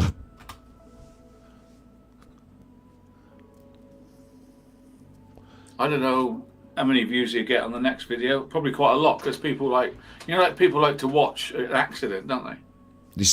It still get views because people like to watch an accident. This is you sick chuffers, watching an accident taking place. The accident is Alan's accidentally exposing himself and his motivations on his Patreon stream, where people pay him to solicit them to be part of a gang stalking crew to take down another YouTuber. He's an accident waiting for happen, isn't he? So it still get views. Yeah, Helen supports him. Yeah, she's a granny. Oh, that super chuffer, he's funny. Yeah, he's hilarious. Scott's hilarious, isn't he? Yeah. Oh yeah, he's hilarious, all right. Thanks. More funny than you, well, aren't I? A lot of the truthers are waking up. Sorry, I shouldn't use old. To the truth. A lot of truthers are waking up. I remember, because I did skim through this. I heard that when I skimmed through it. And I actually said, when he said it, a lot of truthers are waking up. I said, to the truth. The truthers are waking up. Waking up to the truth? To the truth. Yeah, that works. Word salad. Are you alright, Alan? Because... See, when I turn around and say to you, what can we do? You're only coming up with the same things we're thinking of. It's literally, we're stuck in a corner until YouTube get their act together and kick him off YouTube. That's what should happen, right? Right. But I'm sure some of you who's reported him here in chat now? How many of you have reported him for what he's done to my daughter? How many of you have reported him? But you just said that was gangster. Have you got an answer? Have they even replied to your complaints? Life's too short. Ropanol. Hypno. Yeah, sorry. Hypno, yeah. I'm terribly dyslexic. I like it when that helped me out there. Yeah, there's a song about Hypno. Now you know what to order at the chemist next time. To make a girl unconscious and then choke her, put her in a bin bag and throw her in the river. That's his song. That's my song. It's nuts. Right, Anna's repeatedly. Anna's replied some complaints. Have you? Twitter. Twitter's a good one. Twitter seems to get a bit closer. Rose pulled many times, yeah. See, you've all reported, but nothing happens, right? They Because go, it's gang thank you for stalking. your report. We'll look into it.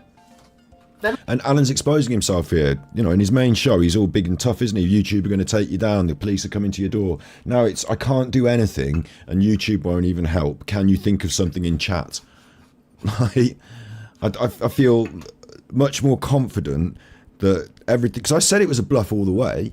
Now he's revealing that it's a bluff all the way, isn't it? Like, he's so... I think he's at a point, really, where he thought... Because Alan's got a series of techniques, let's say. You know, the big poker player. And bluff is one of his techniques. And when it doesn't work, he's like, now what? And so now what? It's become desperation, in a way. Just asking the audience. Not looking at It works on only if it works on a millionaire who wants to be a millionaire. Ask the audience. What are you going to do about this super chuffer? I'd like to ask the audience, Jeremy. It used to be Chris, but now it's Jeremy, isn't it? I'd like to ask the audience, Jeremy. I could do Jeremy. You can do Jeremy. No. Well, James May and the Hammy. Me, James May and the Hammy all decided to give Angry Alan a call. Angry Alan turned up in a beat-up Volvo. Who am I supposed to be? No, James May. Right. Put that car into third. Sorry? into it. He's got like carte blanche. Get a show free card. Say what you like. Say what you like. Little weed. Say what you like. It's fine. Alan's a pedo.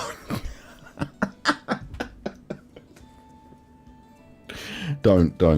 I don't call him a pedo. I've not. They're going to clip that and go, oh, you called him a pedo now. After everything, you called him a pedo. A lot of them still think I called him a pedo, as you well know, because it's on the main video on my channel. Alan Vinnicombe is not a paedophile.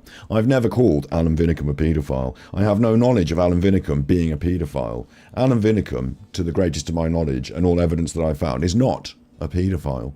So just calm the fuck down, little weed. I've got carte blanche. I can say what I want. So does everyone. It's freedom of speech, you fucking nutter. He has mental health problems. No, I don't. I've struggled with depression over the course of my life, and I feel like I've conquered it. Like, no, conquered's a funny word, isn't it? But, you know, conquered it, and I've definitely conquered anxiety. So I've dealt with those things. I've made YouTube channels, talked about them, like, support people with them. But this mental health problems thing is, like, he said it earlier, it's like, in some way I'm some looped out madman. I mean, I'll admit I'm a little bit, you know, a little bit different. But it's like I'm some looped out madman. Alan, we can see right up your nose. Alan, right up that nose. What is that up there? Because it's there all the time. Is it hair? Is it a particular, is it your favourite booger? Are you keeping that one for a particular reason? Is it the spy camera? What is it up there, Alan? You can have that sorted. He's on cloud nine. He doesn't know when he's wrong. He wants to be a centre of attention. He doesn't think about the consequences. All those things are correct. When he's wrong. He wants to be... I should have this as my intro for my show. He's always on cloud nine. He doesn't know when he's wrong. He wants to be a centre of attention. He doesn't think about the consequences. All those things are correct. Here's Super Chuffer. Little weed.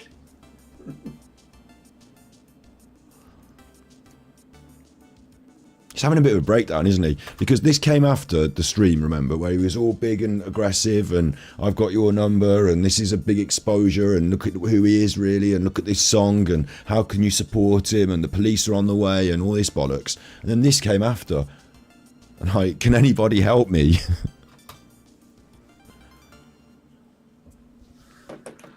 I want to watch that community post. Is it good? You want to watch that video? You would rather watch a 3-week-old video from one of your trolls than conduct your own patron stream. Good. Kaka, is the community post any good? Not really. I hope it is. I hope it slaughters him. You hope it Okay. slaughters me. But it was 3 weeks old, so it didn't do a very good job, did it?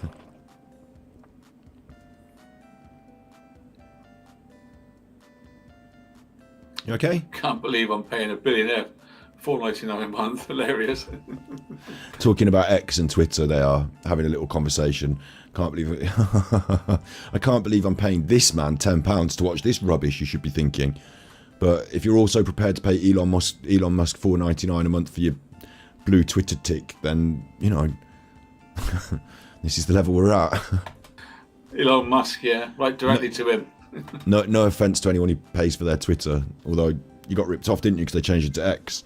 So, you know, I like my little blue Twitter. Now it's gone, unless it goes green. I think the X is horrible and dark. XCOM. You know, XCOM. It's like being in Chuffing 1984. It's like working for INSOC, I put on my Twitter. Elon Musk, right directly. I actually made that joke earlier. This is Alan.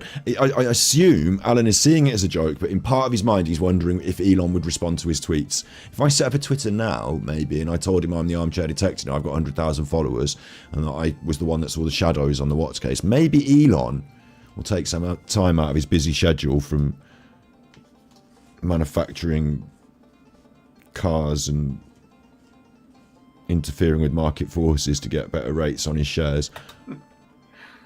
Yeah.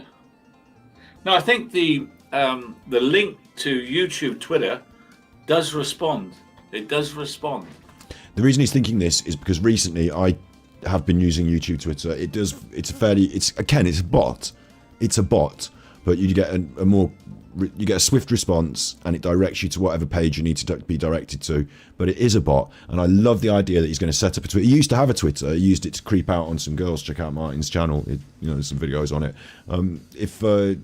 If he does get on Twitter, Xer, and use it to try and contact YouTube, he's going to think he's talking to someone real, and halfway through the conversation, he's going to realise it's a bot, and at that point, he's going to be really mad. And I'd love to be in the room for that. The link to YouTube, Twitter, you can get a complaint through on Twitter. Only if it's you. You do, honestly. They've realised, look at the Twitter. So it's worth going Your through spanners Twitter, can't do it for I you. think.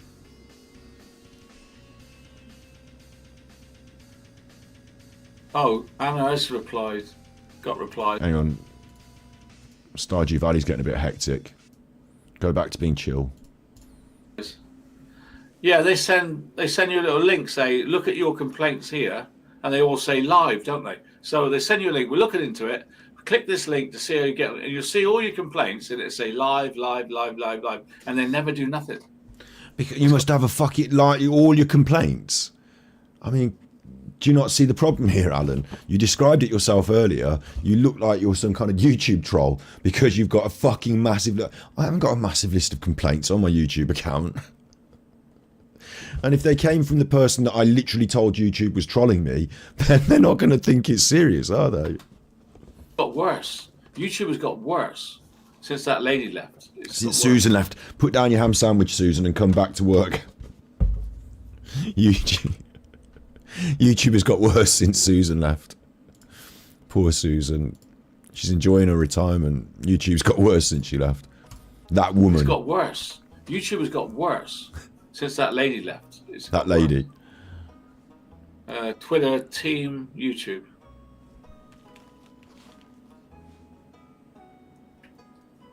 Weed. It's weed. Smokes weed, doesn't he? Little weed. Good, isn't it? Better than Battery Boy. Is it? Because recently I owned Battery Boy. We did Torchy on the stream. Now it's better because we do weed. Now I've got to change my thing. I've got to look at Bill and Ben and get a fucking weed costume. But fine. If weed it can be. It catches on. Let's hope it catches on. Report on Twitter. Let's hope a meme from the 1960s catches on in 2023 through the proliferation of you and your patrons. You say it out loud in your patron stream, and then that's it. It'll probably catch on. Alan, who do you think you are and what do you think you're doing? It will catch on, because I'm going to make it catch on, you fucking nutter. But, like... Good, isn't it? Better than Battery Boy. I hope it catches on. I expect Regardation Police is going to have a weed edit. I expect there's somebody out there in the world is going to make a Armchair Detective sings the weed song where they get him going, little weed, with beats and stuff going on. I expect all that can be done by some people out there in the world. Like, he's opening the door for something here. He smokes weed. I'll put the link in chat for this in case anyone wants that, and then they'll be able to. It's weed. Smokes weed, doesn't he? Little weed. Good, isn't it? Better than Battery Boy. I hope it catches on. Report on Twitter.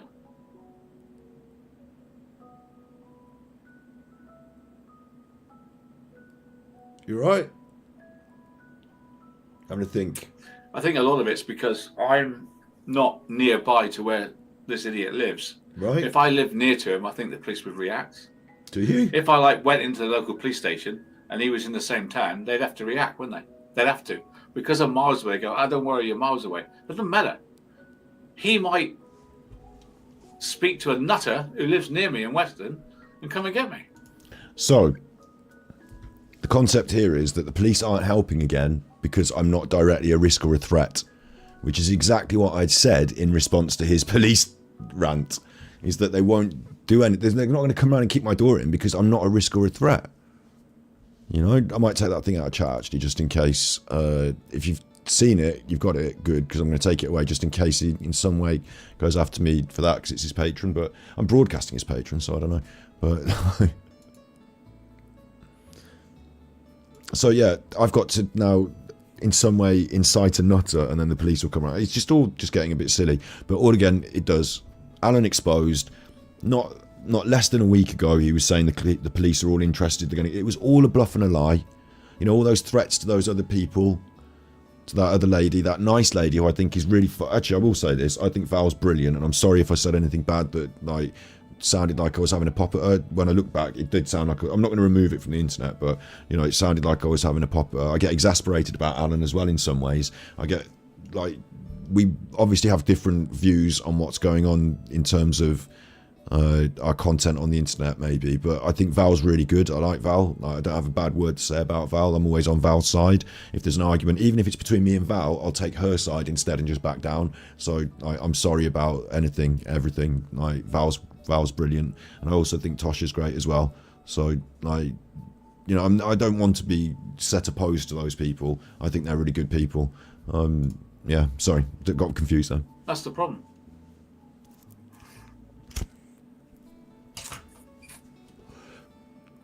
Going to sue me with his tippies. No, what I'm going to do is I'm going to go to the solicitor with my own money. Some of it's been from the tippies, yeah, but you know, I'm not going to make a crowdfund or anything. I'm going to go to the solicitor with my own money. I'm going to get the job done, and then afterwards I'm going to tell people on the internet what happened, and I will show the cost. And if people want to help me, they can help me, but I don't think we need like a particular, you know, special crowdfund to suit you. I can just do it with money. Like, I don't have to. It's not like you, Alan, where you have nothing and then you're trying to grift off other people to even get things going. Like I'll just do that. Like, yeah. Like, because if we win as well, if it goes to court and we win, then you have to pay. So I won't actually lose the money anyway. So I don't need to grift it. Sue me for what? Sue you for what? It's not suing you. We're not in America. What it is it's defamation. You cross the line. There are certain lines. Like we have a pop and we're having a back and forth and all this. But I think he crossed the line when he said I sexually abused his daughter. So let the solicitor decide. Let them, like, I'm not going to shout about it on the internet or any of this. Like, just let them decide. Let them do their job. Big ups, Joe. Joe Watson with the super chat. AKA Dr. Melfi, a real one, yeah. Big ups. I have Dr. Melfi. If I was Sopranos, do I have to be Dr. Melfi? I don't want to be Dr. Melfi.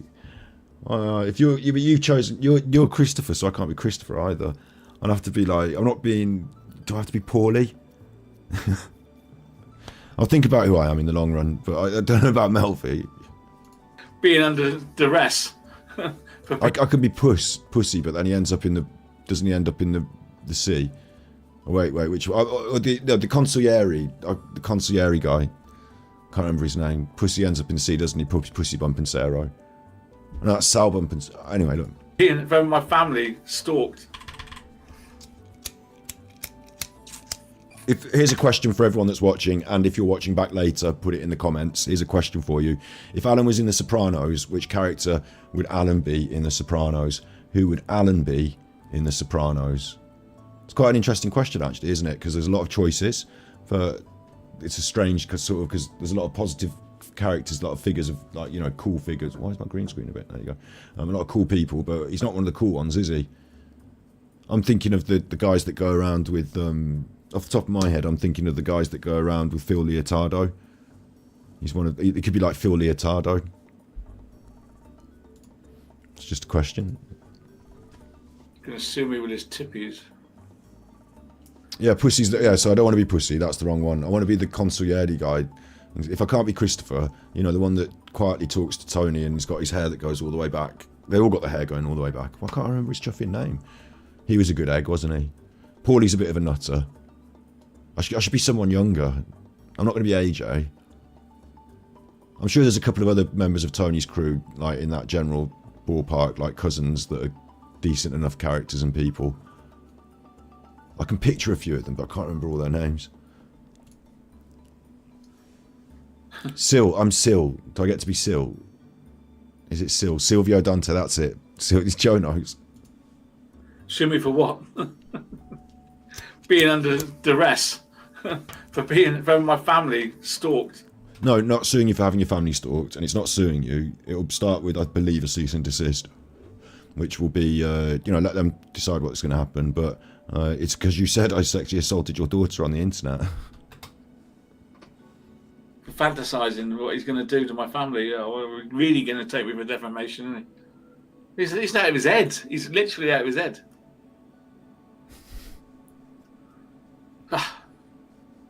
Get into you a bit, Alan. New week tomorrow, Monday. We'll start again.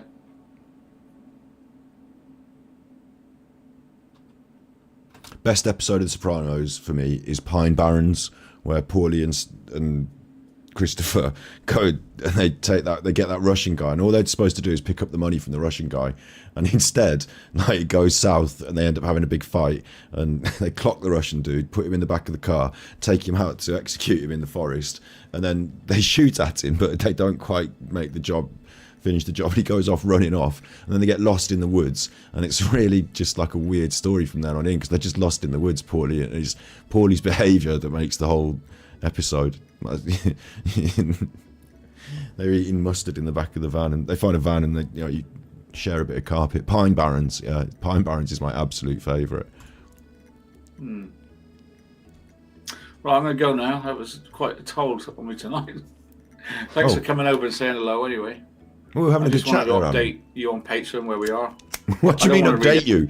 Update you? This is after a rant where he had like an hour and a half of all the backstory, all that big rant about all this. Showed some videos of me that he didn't even show the videos, because if he did, it wouldn't have looked that bad. You know, did all this like slander, and then at the end of it, come on Patreon to ask them if they've got any ideas on how to take me down, because the police don't help and YouTube don't help. That's where we're at, is it? Are you sure they should be paying you money for this? Get the letters. I don't want to read out his songs again. I don't want to read it. If you are watching and you don't know what I'm talking about, Scott has wrote a couple of songs. If you're at this point into this broadcast and you don't know what he's talking about, then he's going to infect even... I don't know how these people have got to this point without knowing what he's talking about, but he's going to even infect them with this nonsense. About killing a young girl. And another I suppose this counts as crime, doesn't it, Jessica? Because like I'm talking about killing a young girl, apparently. And you don't know what I'm talking about. Scott has wrote a couple of songs. One about killing a young girl, and another one about taking my daughter on a date. It's chilling. It's chilling. If you want to see them, you can go to YouTube, and they're there. Yes, because I uploaded fancy them. writing it again. Sent them to the Sentries to upload as well. Anything that any of you can do, I'd appreciate it. I don't know what you can do. To my mind, he's a busted flush, but he'll probably think he's done nothing wrong and come out fighting. I can't see him apologising. Just like Helen, right? I said to Helen tonight on the show, that's what I said.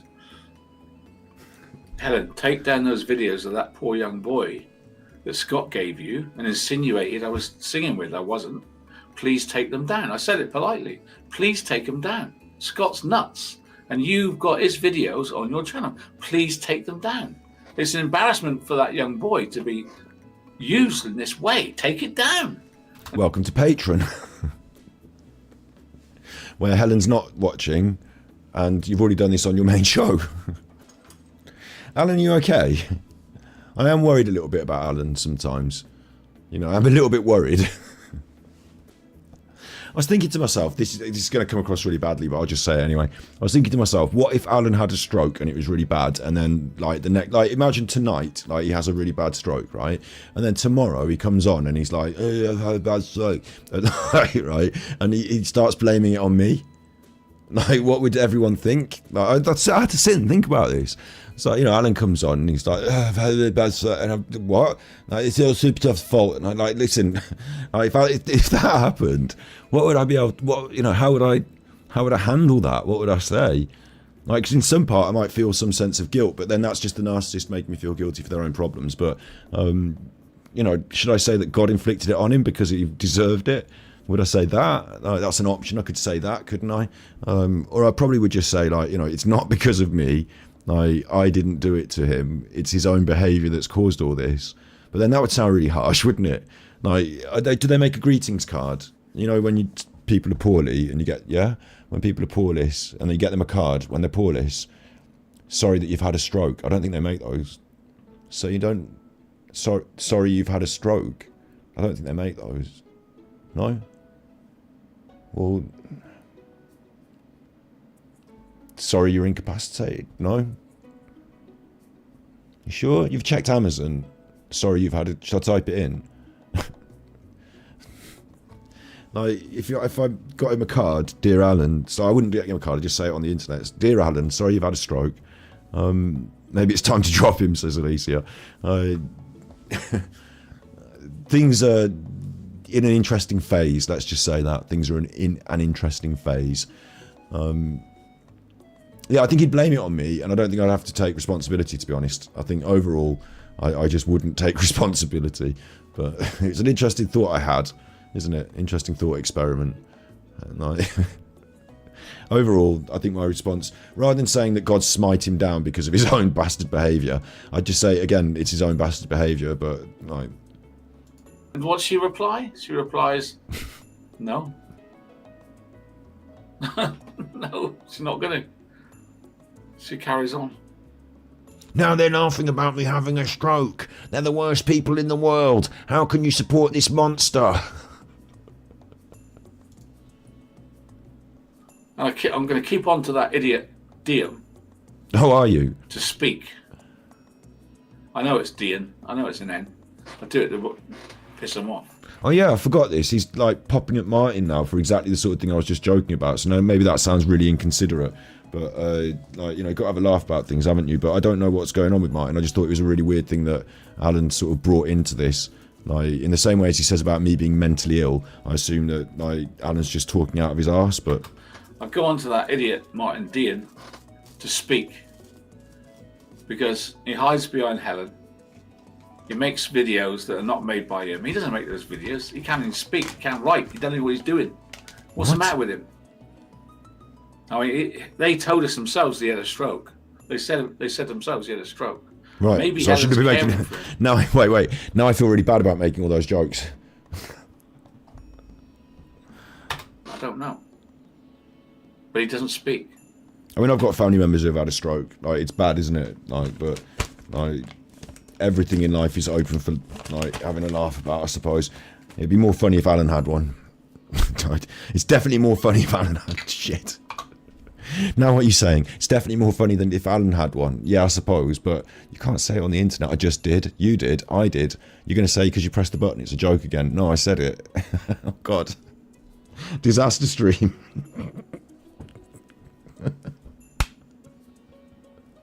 It's all right, you know, you take the rough with the smooth, don't you?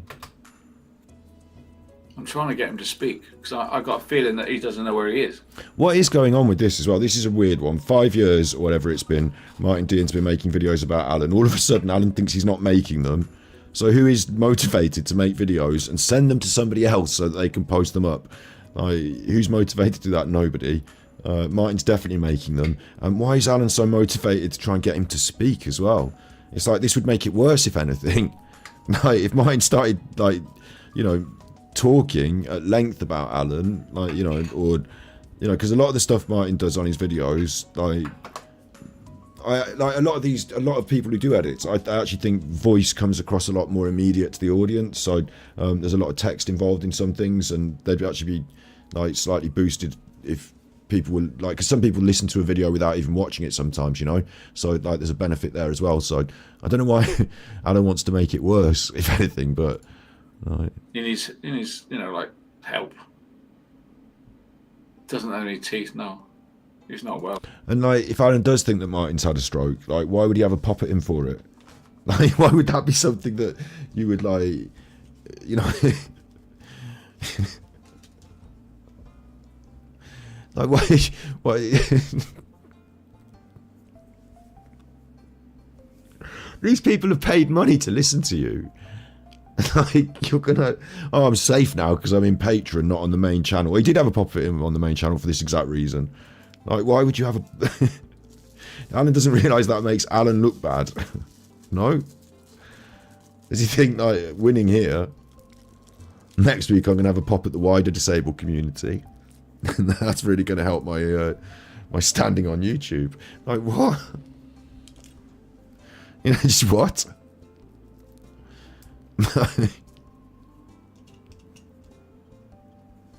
We've got mental health. We got Martin's had a stroke. So, like, you know, let's just widen it out, Alan. Let's just widen it out. Anyone who's suffering with any other sort of condition, line them up. Alan Vinnicombe ready to offend. He should do a Piers Morgan, really, shouldn't he? Honestly, right, this is another option for Alan. He shouldn't... I'm telling him this. And this is a mistake to tell him this. We would win because he would be off YouTube. However, I'm making a mistake to tell him this. There are other websites. I'll show him Kick. I won't show him everything, but I'll show him Kick. So, because he's going to get kicked off YouTube, and that's why this is called Kick, is because when you get kicked off YouTube, you end up on Kick. Kick is a streaming service, and there's lots of normal streamers on there these days. It was started by a streamer who was kicked off Twitch. Kicked off, I don't know, Trainwrecks was gambling, and there are gambling streams.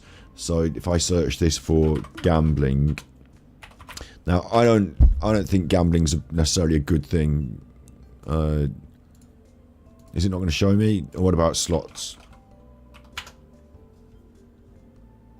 Like, slots and casino are categories on here, so there we go then. There are people, there's no viewers on here. Why am I not getting loads of slots? The thing was, people were doing streams about gambling, and on Twitch it wasn't very popular amongst the... It was very popular, but it wasn't very popular amongst the people that sponsored the streams and stuff like that. So there was a whole thing about it. Instead of having... Like, basically, the people that get kicked off went here and set up their own service now. So you've got Twitch, but it's Kick streams. So... I'm surprised I'm not seeing more. Oh, there's slots and casino. That's what I'm looking for. Look, here we go. This is the top. This is why it's here and it's not on. Maybe I'm bad for showing it on YouTube because this is not. You know, it shouldn't be on YouTube really because it's bad. But they're gambling with real money or money they were given by this sponsored company or whatever, and they gamble on the thing. Alan would love this because it's gambling, for a start. And these people have been not allowed to do this on other services. And there's other things you can't do on other services, like be a massive right-wing arsehole. And so people that get kicked off YouTube end up on Kick. And you can go there and be an arsehole. So, like, Alan should do the full Piers Morgan. What he should do is he should, or, you know, like that other dude, what's his name? Alex Jones, who got kicked off various times, you know? When you get kicked off, you can go to the other side, like the dark side, like Kick's a good example of it, and you can just set up stock there. And if you do, you'll be amongst like-minded people who love gambling and don't mind saying racist things, and like, and over there, you can just get on with it. Like, talks about freedom of speech and free speech. People aren't, like, they're going over there because they get banned off YouTube, so, or banned off Twitch. So maybe he should just do that. Everyone's saying hello to Shirley. Big up, Shirley. He made a racist comment about Irish folk, apparently, says Jackie Rice. He made a racist comment about Norwegians, talking about Martin the other day. Slinky Socks pulled it up in one of her videos. Shouts out Slinky Socks. People go and watch her video. He said something about he can't do that stuff because he's from Norway. But he'd get away with that on those other sites. Like they don't mind it over there. It's the holding pen for the people that have been, and because it's that space, the people that are over there are a bit more like it. And he'd get on well there like that. He could do all his Piers Morgan takes. You know, that's really the best future for him. Either that, or he needs to start entertaining what we're doing more. He needs to come on a stream with me, or do a poker game with me, or even play a round of Fortnite or something. We need to be on the headsets talking to each other over the thing. Like, he needs to step up. A lot of people are not well on YouTube. A lot of crazies on YouTube. Especially on your Patreon. It's hard to speak with no teeth. What? I'm sorry, what? It's hard to speak with no teeth.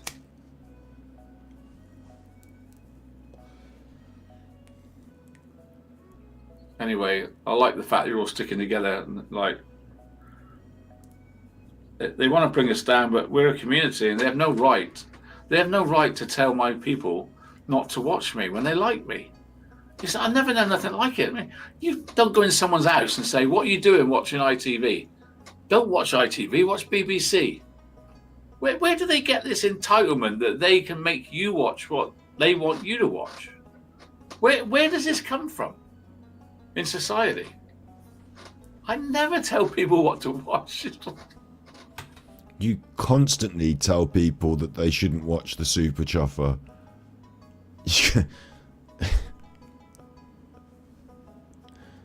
The entitlement to tell people what to watch. We expose you for who you are, and then hope that they make their own good choice in the world. It does say in my underneath, you know, in the description, don't pay him money. The Armchair Detective is a grifter or something like that. But like, it's a weird.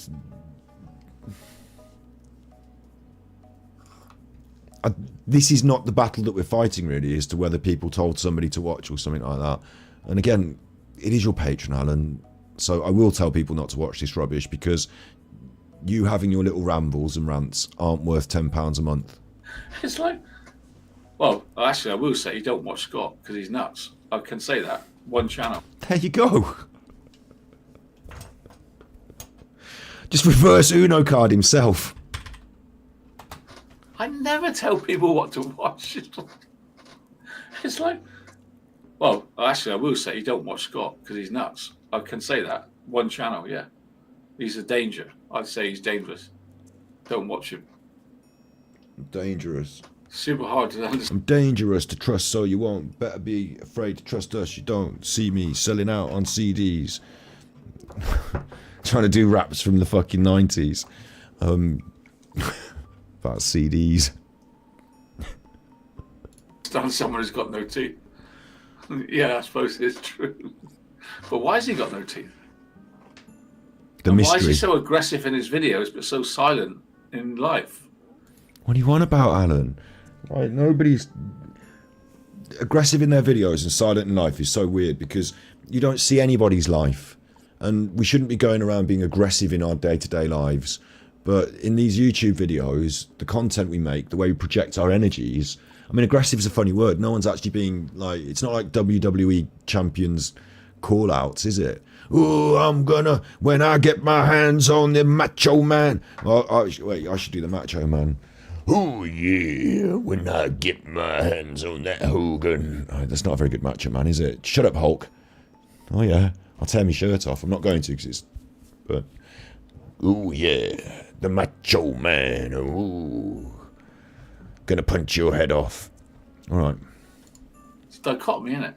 There he is, so aggressive on his videos. Dichotomy, innit? And why is he so aggressive in his videos but so silent in life? It's dichotomy, isn't it? There he is, so aggressive on his videos. It's not him doing it, is it? He's not making those videos. Because he's just a little weed. No, Martin's me. Oh dear. All right, guys. I'm going to go to bed. Thank you very much for your time, and thanks for your support. And where's that? Where is she? I can't see her. Nancy, is she here? Where's my money? Thanks, Nancy, if you are, for what you did again tonight. Oh, Nancy dropped loads in the... Okay. Yeah. But she didn't turn up for this bollocks. I noticed that I have a problem hanging around in chat. Oh, that I have a problem. It's almost like you're working together behind the scenes to fuel her crowdfund so that you can take half the monies. She thinks she's going to come and stay at my house. There's no chance. There's no chance of her meeting me. She can save up for 10 years. I'm not hanging around with I have a problem, okay? Or singing karaoke with her. I've seen her on the internet. I made a video about her being a fucking nutter. So I was looking forward to her coming to the UK. I would entertain doing a stream with her. But since I saw her behaving like a fucking full-on nutter, I'm not so into it anymore. She can do her own things. Doesn't need me. Gang stalkers. I talk with spaghetti in your mouth. Oh, I got to laugh at me. Do you? Because for a while there you were ranting about it. Tomorrow brings its response, right? And on it goes.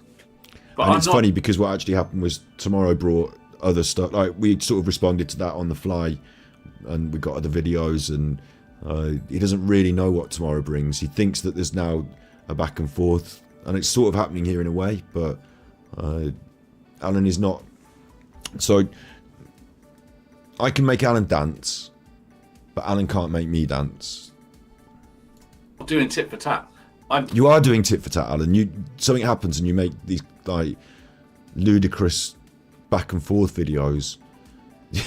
Your main channel is now littered with troll content, and it's confusing. You've got ASMR, troll content, and the occasional murder thing. It's confusing for anyone new.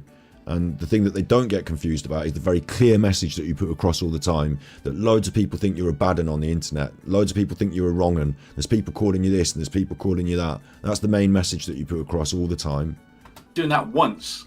There's no point me doing any more. That was my truth tonight. That was my truth. Not the truth, but your truth. And I don't need to say it again, do I? So Unless why are you something doing it new now? crops up, that's my truth. Here you are, police, that's my truth. Here you are, MP, that's my truth. Wait.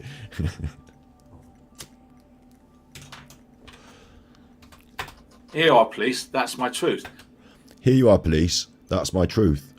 So it's interesting that you've handed a YouTube video to us, Mr. Vinnicombe. But if you could just answer the questions.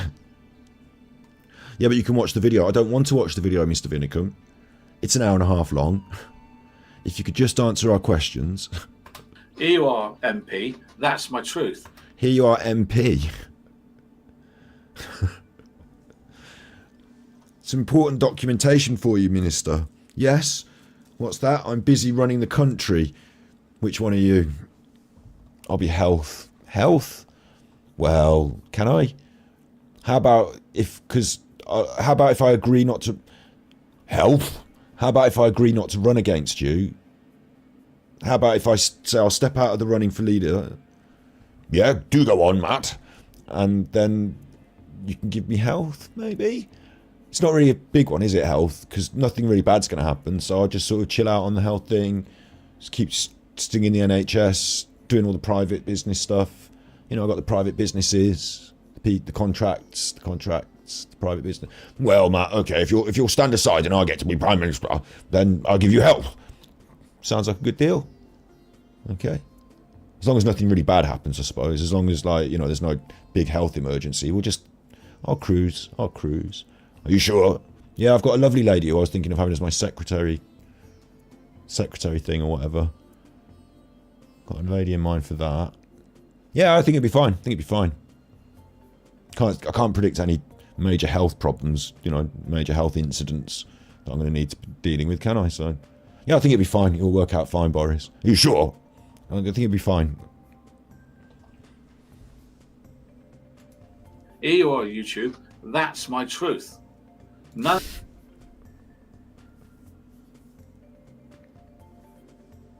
it was made up by me. It's his words. So None of it was made up by me. All of it was made up by you. You didn't play me any of my words. Here you are, police, that's my truth. Here you are, MP, that's my truth. Here you are, YouTube, that's my truth. None of it was made up by me. It's his words. So I don't need to go every night about him. Like he needs to go every night about me. I don't need to do that. That was my truth. The problem is, Ryan, the problem is really, is that if he wants to talk every night about me, he will very, very quickly run out of things to say and just keep repeating himself. But if we want to talk every night about Alan, we've got a long list of things we can talk about, and it could probably go on for years. And he keeps adding to it. Like, there's too much content. Tonight we want to have a little look at another video at the end of this. Like, there's too much content at the moment. Like, I'm fairly new to the Alan world. I've been in it for a few months now, but the fact that there's so much backstory, like, some people that I know are thinking about making YouTube videos about him, and like good, like, I hope they do. But it's like they want to look through some of those truther channels and look into the backstory. It might be a 3-parter. You know what I mean? It's like there's so much. So that's his fault for littering the internet with all this nonsense. I'm not going to be sat on and roll over. I'm not going to be sat on and roll over. It's a weird analogy, right? It's a weird analogy. I'm not going to be sat on, what, like a horse? Or, I don't know, whatever you sit, or rolled over. So the horse doesn't roll, but like a dog. Like sitting on a dog, I suppose like a child would sit on a dog. Like when you were a little child, and like, do you remember when you were a kid? I used to sit on my parents had a Great Dane. My dad had a Great Dane, and apparently when I was a kid, and I've got these photos of me, trying to ride it like a horse. That dog must have put up with. Nowadays as a grown up, I probably wouldn't try and ride a Great Dane like a horse. I'd worry if it was going to get eggy. But when I was a kid, I used to ride our family's Great Dane like a horse. So big ups, Martin. Have a good time boarding your plane. All right, yeah, nice. Enjoy the ride. The concept of being sat on and rolled over is a weird one. I wonder what Alan's picturing himself as, or I wonder if it's like some sort of sex game. I don't need to do that. That was my truth. But I'm not going to be sat on and roll over and tickle my tummy. No, I've got to stand up for my family. It's a dog. Tickle your tummy. So you used to sit on the dog. What are you on about? Are you infantile? Is he either infantilizing himself, or does he just think it's normal to sit on the dog? Listen, I now worry about Winston. We've got a video of Winston in the can. I'm just waiting for it to clear advertiser friendly. We've got a video of Winston in the can. So that's going to be an interesting video. It's a fun one of his old back catalogue. I'm finding that very strange that the analogy is he's not going to be sit on. Or maybe he means I'm not going to sit and roll over like a little doggy. But he's got his thing confused and he said sit on. Maybe it makes more sense if you say I'm not going to sit and roll over and lie down like a little doggy. Maybe he means that. Right about me. I don't need to do that. That was my truth. But I'm not going to be sat on and roll over and tickle my tummy. No, I've got to stand up for my family. It's just you on your own, Alan. Ivor is a good singer. She is. Ivor's not a good singer. I don't. This face is the actual thumbnail for the video. When you load up the video, that's the actual thumbnail for the video. And this is a good emblematic of like really how he's feeling about this whole thing, isn't it? The poor bastard. Big front on YouTube. Big front on YouTube exposed now as chewing your fingers, confused, end of your tether. Nothing's worked. How's it, Alan? Nothing's worked. We'll say that. Nothing's worked. I mean, a lot of people say, well, if you didn't use his... I didn't even know it was his. It's Channel 5. I thought it was Channel 5. It is Channel 5, but he recorded it. So if I didn't... Not this again. Do we have to go... Like, the classic trait of a narcissist in an argument is to miscontextualise and misrepresent the argument. Maybe admit to something and say, well, I did this, but it's not that bad because X, Y, Z. What actually happened is Channel 5 broadcast a 3-hour broadcast or whatever it was, and it was about Paul. It was an hour and a half or longer. It was about Paul Ansell and his goings on, and the entire broadcast wasn't useful to me for my stream. Where's Sentries? The entire. I mean, I don't know why I need to go over this again in today's. But it's very clear the entire broadcast wasn't useful for my stream, so I edited it just the Paul Ansell interview.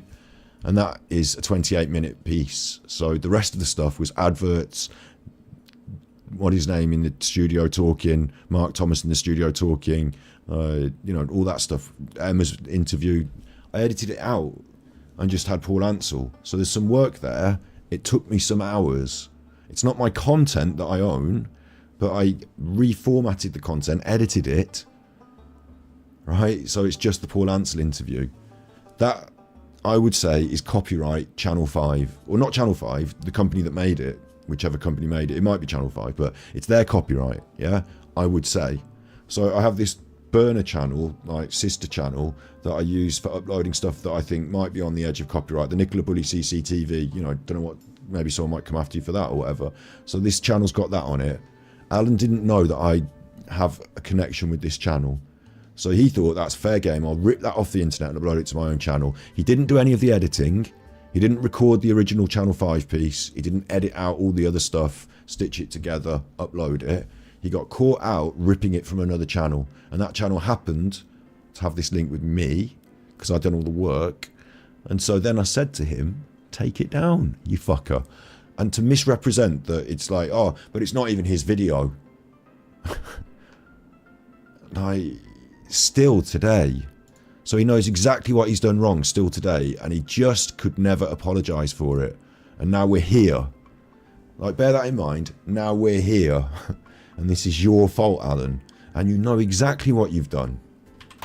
I didn't even know it was his. It's Channel 5. There we go, look. The relaxing tippies thing. Battlecat sent tippies. I've never tipped anyone on YouTube before, but you've earned it with the content. Big UPS chuffer Larry Thanks. Gridlock Ganja Battery Little Weed Man P.S. Allen is a cucking funt. P.S. Sorry, I'm dyslexic. Thank you. Super chuffer owes 5 hugs. Thank you for your first internet tippy. May it be a fortunate one, and bless you. Thank you.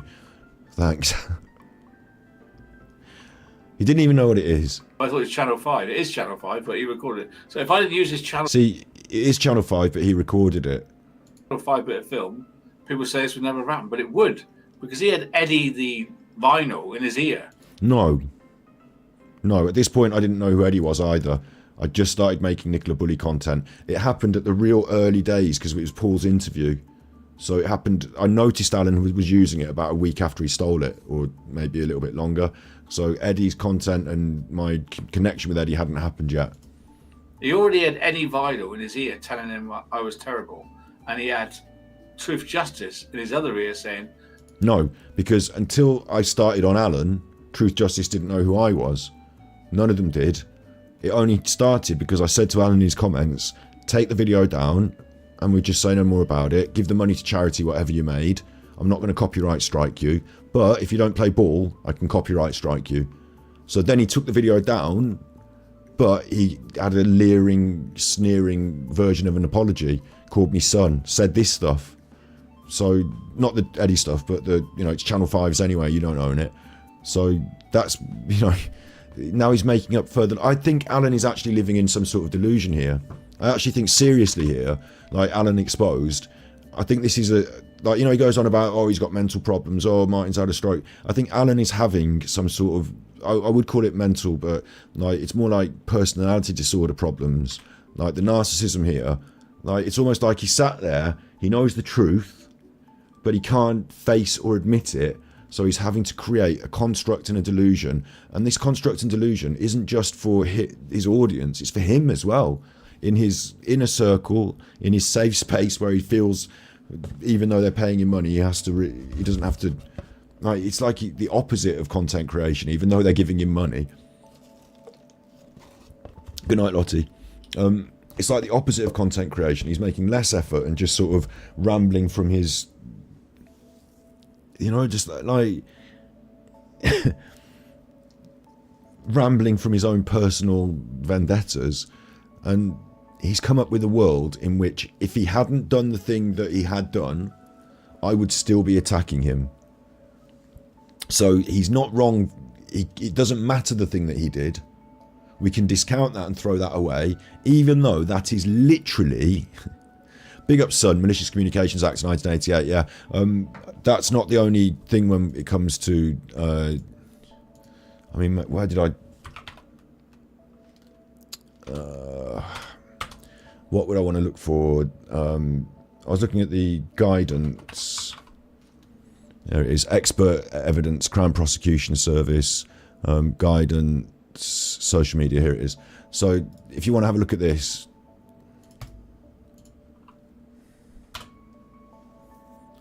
this is the social media and electronic communications guidance for the Crown prosecutors.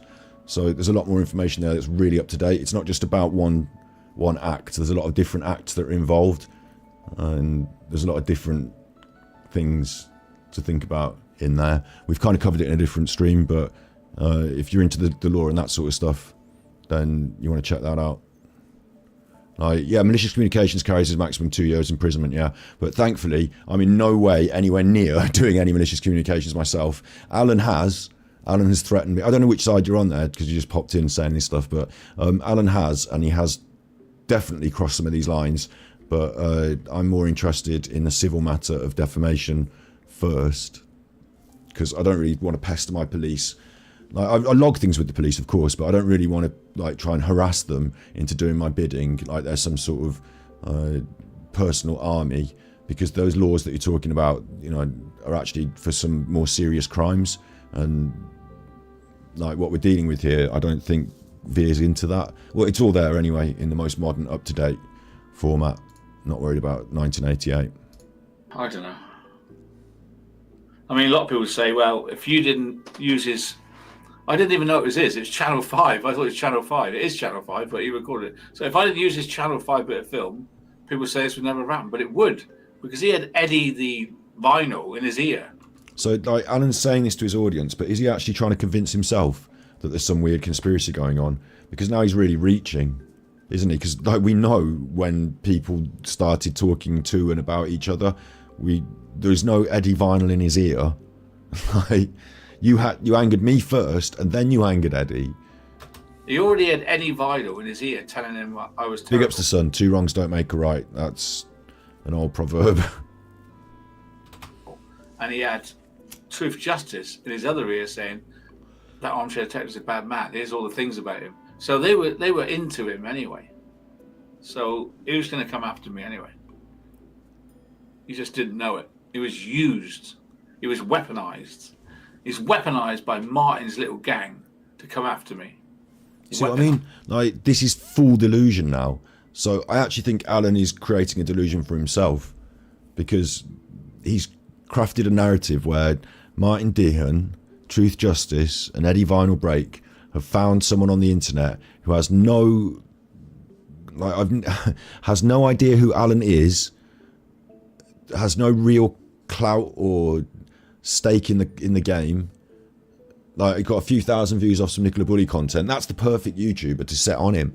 Let's feed him information, and then it will turn into this. Like,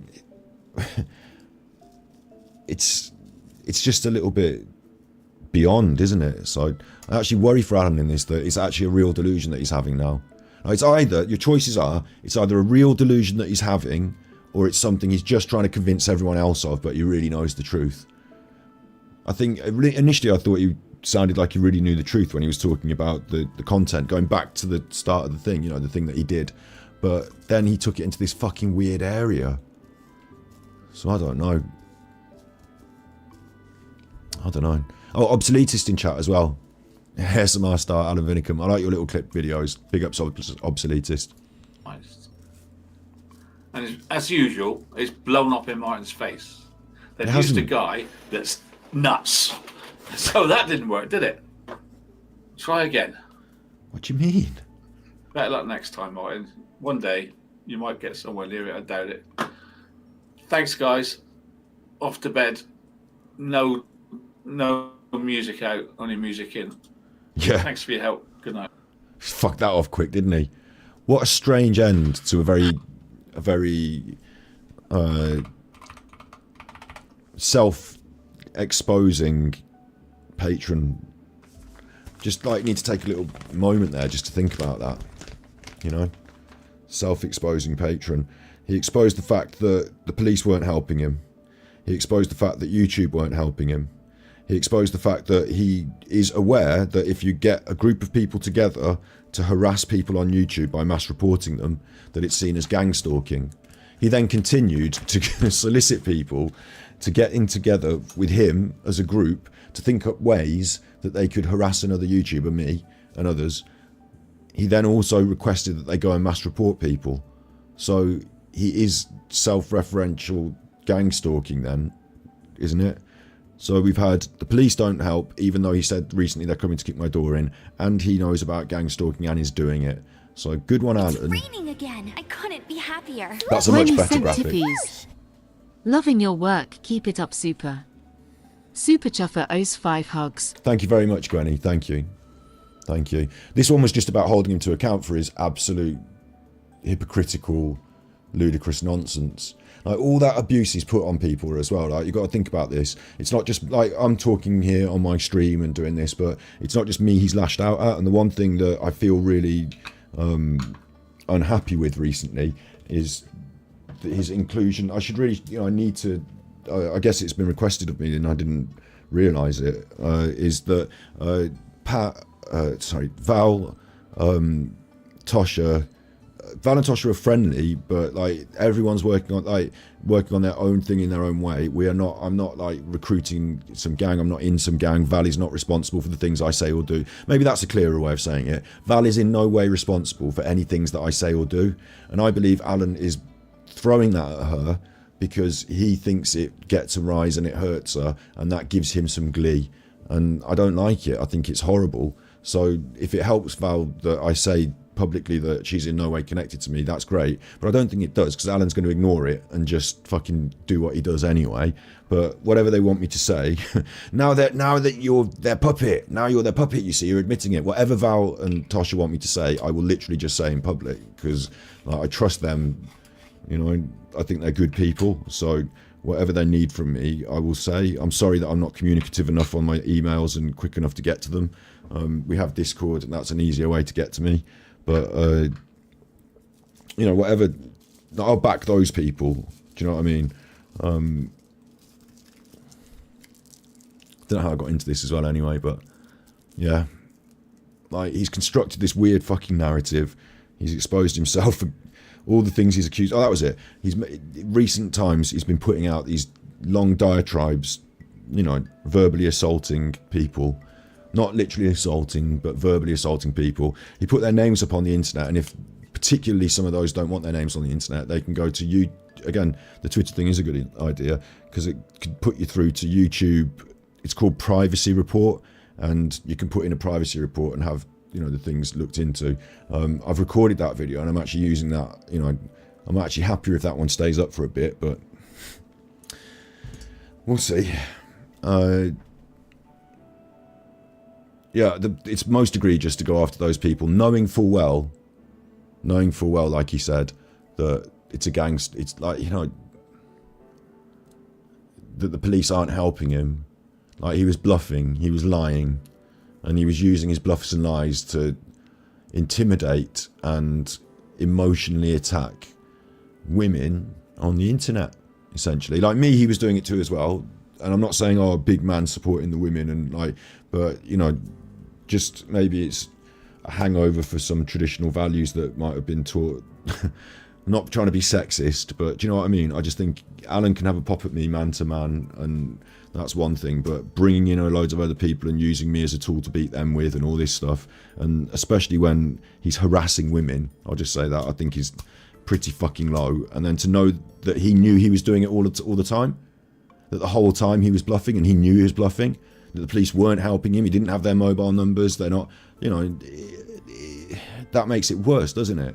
Like, if he actually did have the police's mobile numbers, he was being mean and aggressive, that's one thing, but lying and doing it, it's even worse, yeah. It's a bit sad. So to finish, let's just finish on something that's a bit more upbeat. We'll just have a little listen to Alan. This is one of his early guests on his channel, and I don't know how he got into this, but this guy works with animals. And you say, I can solve this animal's problems. Is that what it is? Or no, I don't work directly with the animals. I usually just work with a picture, because I am, like I said, my schedule is so limited because of busy schedule. Not going to have a look at your actual animal. Just send me a photograph. Probably just send me a photograph of the animal in the email. and then I'm going to start working my magic. Trust my me. full-time career. So someone books a session with me, and they attach a picture of an animal. And before I Skype or call in or FaceTime in or whatever. See, Alan does this. I wonder if Alan's thinking, this is not a good guest. If this guy was on my show and he was saying this to me, right, going on because he's an animal medium, he's going to go on to explain, I would have to be questioning him in a quite difficult and contentious way. You know, I'd be, are you doing a grift here, mate?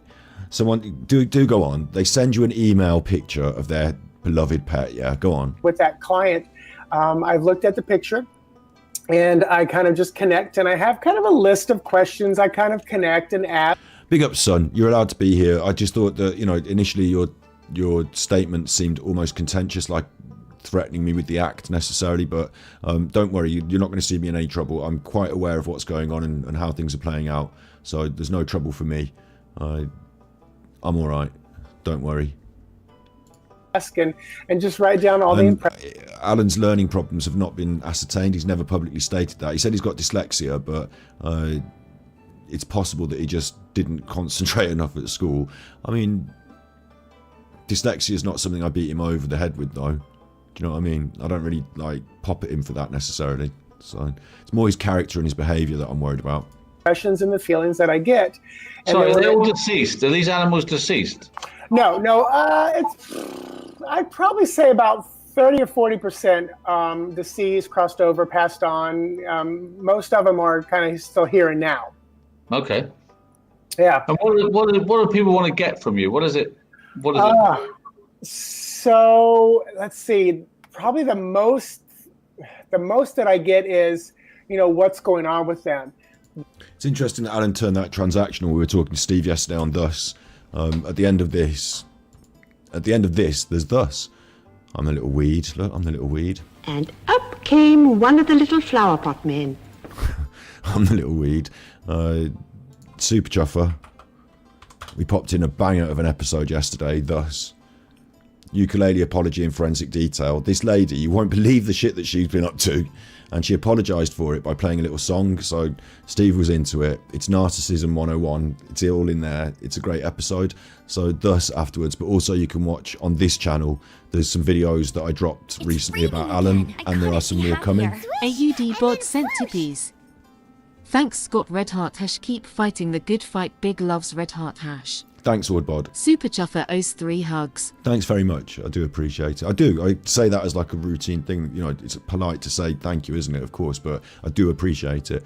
At the moment, I need a weed wig. A little weed. I need the thing around my face, and I need to do a black and white filter so that I'm black and white, because it's an ancient meme from ancient. I'm sorry if anyone remembers this from their own childhood, but you know what I mean. It's not modern internet culture. I'd have to black and white myself up. But yeah, make sure you check out Thus on Super Chuff, which was a banger of an episode, I think, to be honest. I think that's a sleeper episode. I think it's a banger of an episode. And yeah, on this channel, there's a video coming out in the future about Alan and Winston and other stuff. And there's probably a couple of videos you haven't seen. There's probably stuff you have to catch up on. And I put them in a playlist as well on this channel. So you can catch up on this channel on a playlist as well.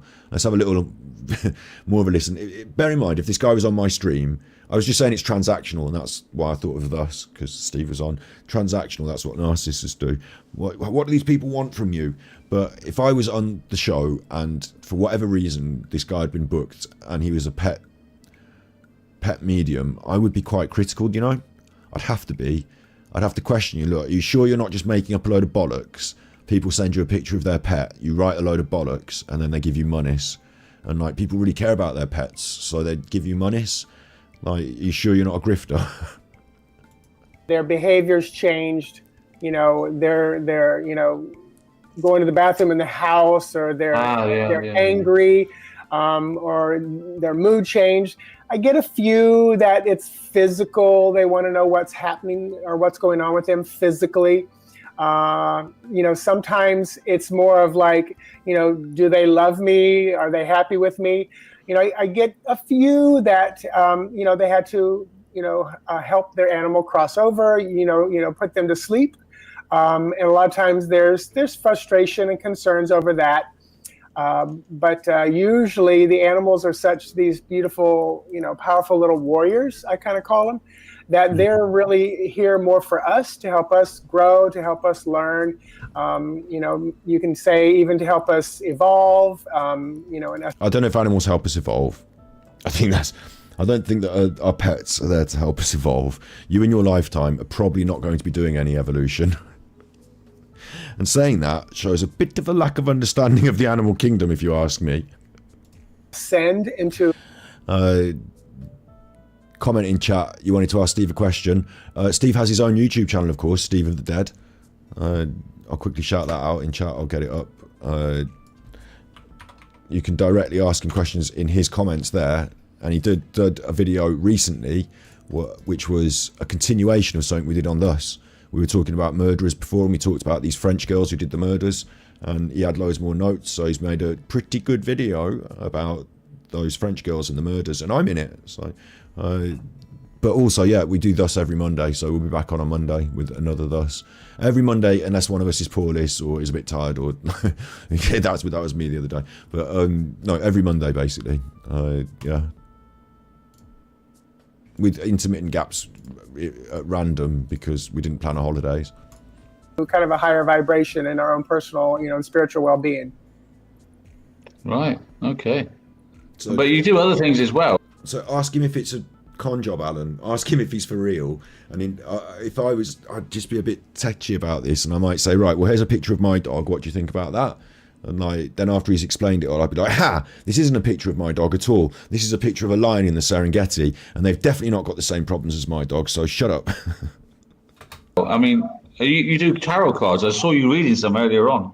Yeah, and it's funny because I don't know what it is about the cards, but that, if you had to say what I did in a past life, it would definitely be something with cards because, I was 2008. Alan likes cards as well. When I went to my first official meeting with other people working and developing this, because I grew up in a very small town where there was none of this. The internet wasn't quite that popular back in the 2000. Yeah, animal mediumship was not as popular in the year 2000 as it is now.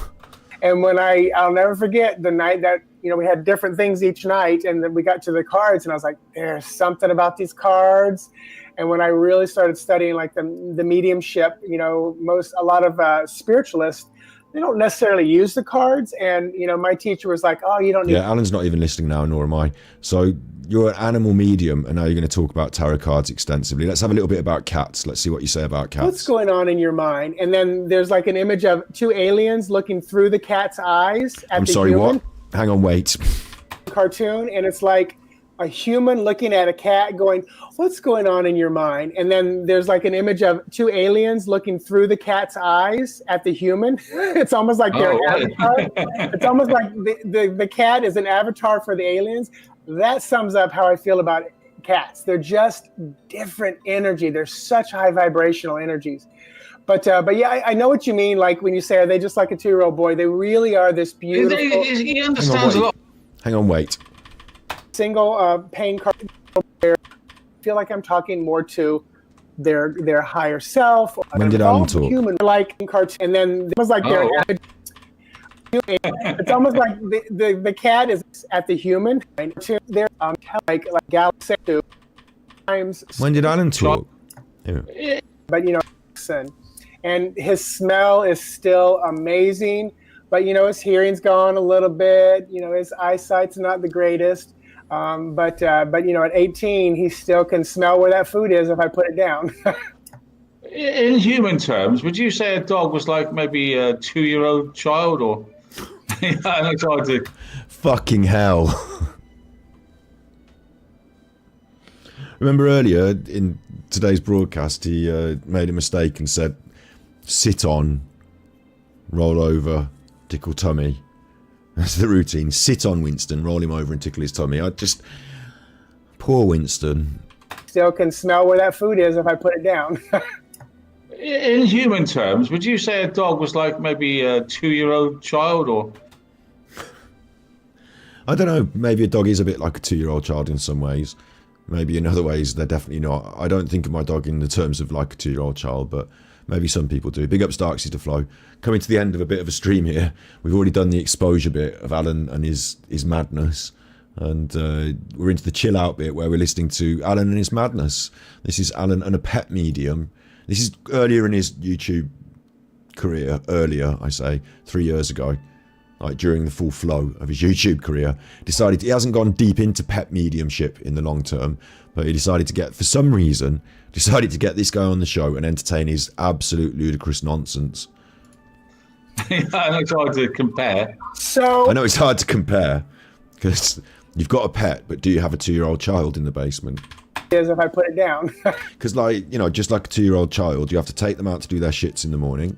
You have to feed them their biscuits. Then, for most of the day, they just sleep while you get on with some business. Not that my dogs have to do that, actually. We do walkies, don't we? That's the first thing. Walkies. And then there's a little sleepy. Let's be fair. The dogs like to have a little sleepy after that while I get on with some stuff. And then there might be a big trip to the woods or, you know, another walkie occasion, something like that, possibly for them. But a 2-year-old child requires a lot more in the day than a walkies and a sleepy. Although they do both things. You do feed them. They require more social input, more learning. The dogs require social input too. But, you know, sit, come here, there's your biscuit. It's a bit different. And, yeah, in the evenings as well, like the dog requires another walk. But the 2-year-old child will require a lot more entertainment, I'm thinking. Education and entertainment are two extra. The dog's not. Yeah, I'm thinking having a dog and having a 2-year-old child are actually really quite different now. But, you know, his hearing's gone a little bit. You know, his eyesight's not the greatest. But you know, at 18, he still can smell where that food is if I put it down. In human terms, would you say a dog was like maybe a 2-year-old child, or? I mean, I'm not saying dogs are not a full-time job that you need to be, you know, paying attention to. You know, you need to pay attention to your dog, of course, but a 2-year-old child maybe steps that up a little bit in terms of obligation, cost as well. I don't know. It just seems a bit of a weird comment from Alan. I know it's hard to compare. So I'll go please compare my dog and a 2-year-old child. When I work with animals, and especially dogs, a lot of times smaller dogs, when I'm connecting with them, I feel like I'm truly connecting with their energy.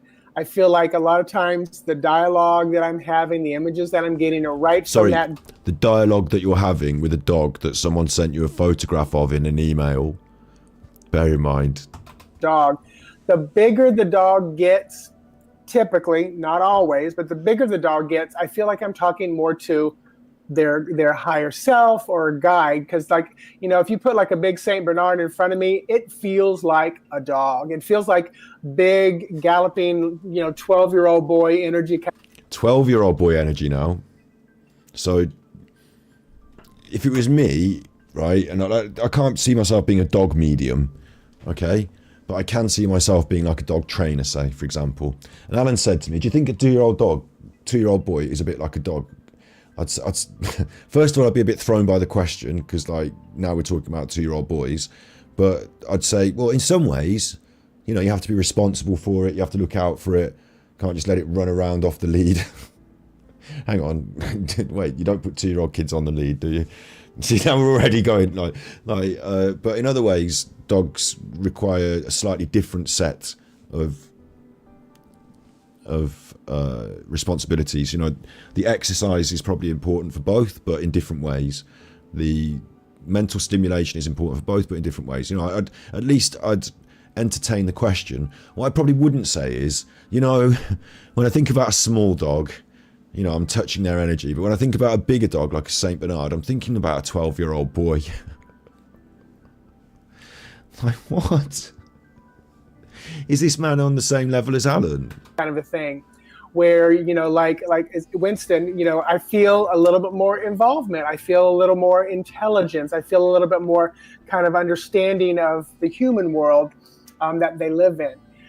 Cats, it's a whole nother world. They're like, there's a cartoon it's just a single pane cartoon, and it's like a human looking at a cat going, what's going on in your mind? And then there's like an image of two aliens looking through the cat's eyes at the human. Sorry, Brian James in chat, you can sell a dog. Yeah, you can sell a child as well to America like pizza. It's almost like they're an avatar. It's almost like the cat is an avatar for the aliens. That sums up how I feel about cats. They're just different energy. They're such high vibrational energies. Listen, if this guy had actual mental psychic connection with animals, then I don't know where he lives. Okay, let's be fair, I don't know where he lives. But what about all the birds and stuff that are going around? And like, what about all the rats and the mice and like other stuff like that? Are you constantly getting barraged with psychic messages like eat a worm or run from predator? Round our way recently, I think we've got like a sparrowhawk, because it's just the right time of year for all the birds to be right on the busy, all the young birds. And yeah, I think I saw it the other day. I might be tripping, but I went out early with the dog and there was like this massive chuffer of a bird. So anyway, like you'd be constantly thinking about eating worms, and you know, what if you went past an ant? Like, what if you got ants in the kitchen, and then like your brain's overloaded with this ant energy, and you're getting the sugar out and like tipping it everywhere, getting confused. I just don't buy it myself necessarily that this man is a pet medium. But yeah, I know what you mean. Like when you say, are they just like a 2-year-old boy? They really are this beautiful. He understands a lot of words, you see. Yeah, just like a 2-year-old boy. You know, I've taught him a lot of words. yeah. And also... He doesn't speak any, though, does he, Alan? So, you know, when I teach animal communication, your words want to match up with the thoughts and images you're having. Right. And what I mean by that is, let's say in your house, you know, This is two bullshitters having a conversation, isn't it? This is quite remarkable. This man is also, like, Mitchell is also just making it up as he goes along. Like, maybe he said this before or whatever, but you want to have words that match up with the conversation. It's that word salad that Alan does. And Alan's thinking, well, this is filling the time on the show. He's monitoring the chat, making sure that they're all enjoying Mitchell and his interesting observations about animal psychology through the mind of someone who can see into the alien mind of a cat. Don't allow the dog on the couch. Let's just say that. You know, in our house, they're everywhere. Although Winston is on the... In my house, the dog's not allowed on the couch. So I walk in the living room, the dog's on the couch. I will say, get off the couch, get off the couch. Now, my words are saying get off the couch, but my thoughts are an image of the dog on the couch. Because that's what I'm seeing, that's what I'm thinking. And yes. The dog doesn't see inside your mind.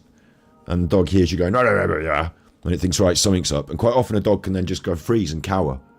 What's happening is not that they picture you picturing them on the couch. It's that they don't know what you're saying, so they don't want to do anything wrong, so they just stay still. So you need to train the dog with a little biscuit. Off. You give it a command, you say, off, or whatever. I used to off, but, you know, a lot of people have, like, down or, like, whatever they want to say. Like, there's always a confusion about the words, whatever. You give it a command, the one command, and then you encourage it with the biscuit so it learns it. And then when you see it, you give it a positive command. Oh, you're on the couch. Positive command, off, and it learns and it does. And then when it tries to jump up in the future, you say, stay off, off stay. I used to use off stay, but maybe that's a bit extra because maybe the dog doesn't understand that. Maybe you should have another command there that's not off, that's like, you know, don't jump or whatever. But point being, there is a way to deal with this, and it's not through magically transmitting an image of the dog jumping off the couch. Oftentimes what I feel is they're confused at that moment. I feel like you want me to get off the couch, but yet the picture you're sending me is of me on the couch. No, the confusion. So the way you want to communicate. The confusion is that they don't know what you're saying at all. Is, you know, go to your bed, and then it's the image of the bed. A great example, when I teach, I use stories from my own animals, but Bartolomeo, the cat, when we first, you know, brought him home, he was a rescue from somebody else's house. He was, you know, taken care of and everything, but they just needed to find a home. He would splash the bowl of water with his paw, and then he would lick his paw. Well, he would empty the bowl of water, it would get on the floor, go against the wall. So one day I was like, oh, I need to put my money where... Now listen, I might sound a bit contentious here, but cats get most of their moisture through their food, and whilst it's quite important for them to have a source of water, maybe you've just got a massive bowl of water out compared to how much the cat... I don't know, I can't see their bowl, I don't know what the situation is, but maybe if he's doing that and you don't like it, smaller bowl in a place where it doesn't make such of a mess. This is the first thing I'd do, but let's see what he's going to suggest. My mouth is as an animal communicator. So I sat down on the ground and I said, Bartolomeo, use your mouth. Use your mouth. And I sent an image of him leaning forward and licking the water. And it was one of those fountains that come up and down. So I leaned forward. I said, use your mouth. It's a fountain. Well, that's all it is. It's a fountain, and it's attracting the cat's like play instinct. So it's just play because of the fountain. So get rid of the fountain for a start. That's what I do. I wouldn't be psychic messaging the cat on the floor, right? It's his own cat. It's his own cat in his own house. He's telling us, like, when the cameras are off, he's on his hands and knees in front of the fountain with the cat. The cat's looking at him thinking, what now? You again. Your cats have a drinky fountain. That sounds nice. You know, I think it sounds like a nice thing. But for this particular cat, if he's having a problem with it splashing it on the floor, then I would remove it, basically. Now, I'd be in charge of that straight away. The cat's splashing it on the floor. Like, cats do shit. So they've all got different ideas about the world, haven't they? Different cats have different things they do. Like, my cat likes to knock things off the side. It will gently push them to the edge, and then it will look at you as if to say, this is going on the floor, so, you know, food maybe it is. And if we don't do the food, the thing goes on the floor. I have to stop putting, like, if you leave a pen on the work surface, that's going on the floor, isn't it? So now I don't put the pens on the work surface, they go in the drawer, and that's the end of that.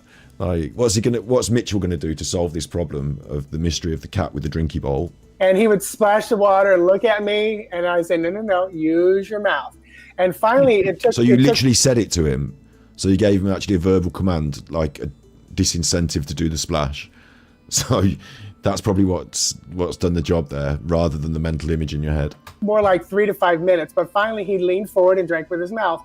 Now again, because it's a cat, like just tonight, I literally saw him leaning forward, drinking with his mouth. I was like, good, Bartolomeo, that's the way you do it. But yesterday, so he was... positive reinforcement. So just the basic animal training works, and you don't need to be a psychic. Got it. Splashing it with his hand, so I stopped. Yeah. Oh, he's doing it and again. I was like, Bartolomeo, remember, use your mouth. Use your mouth to drink the water. So dogs usually get it quicker. Cats, it takes a few more times. So you have no way of dealing with the problems. So this man wants you to send him a photograph of your cat and tell you the problems you have, and then he will psychically, from around the world, solve your problems. But with his own cat, in his own home, despite telling it, giving it the positive reinforcement and the negative reinforcement, the cat is still splashing the water. Yeah, just praise is better, Jessica, you're right. Just praise. Good night, anyone who's going to No Nights. I should be knocking this on the head soon. How long have we been on? I let it get away from me sometimes. It's going quite well. We've been on for nearly 3 hours. We'll definitely clock the 3 hours because it's going quite well. But I can't watch the whole of this because this is actually an hour broadcast that Alan did with this man. And at no point does it seem that he's interjected with, hang on, mate, are you sure this isn't a load of bollocks? I think I want to listen to Missing Pets as well. For some reason, this one's got all the timestamps in it, whereas the rest of Alan's videos, he's not got timestamps for Have a Go at Val, Pop at Super Chuffer, Weird Lie segment. So you prefer dogs? You're a dog or a cat person? Are you a dog or a cat person? He's got a cat. He's got a cat. Well, equal. I'm equal with the, yeah. You know, dogs, I absolutely love dogs. Their energy is beautiful. They just feel so connected to me as a human. Cats, because they're more independent, I love that component. You know, But the cat doesn't like him. It's like Winston doesn't like you, isn't it, Alan? Clean themselves. They're great about the litter box. You know, they're real contained.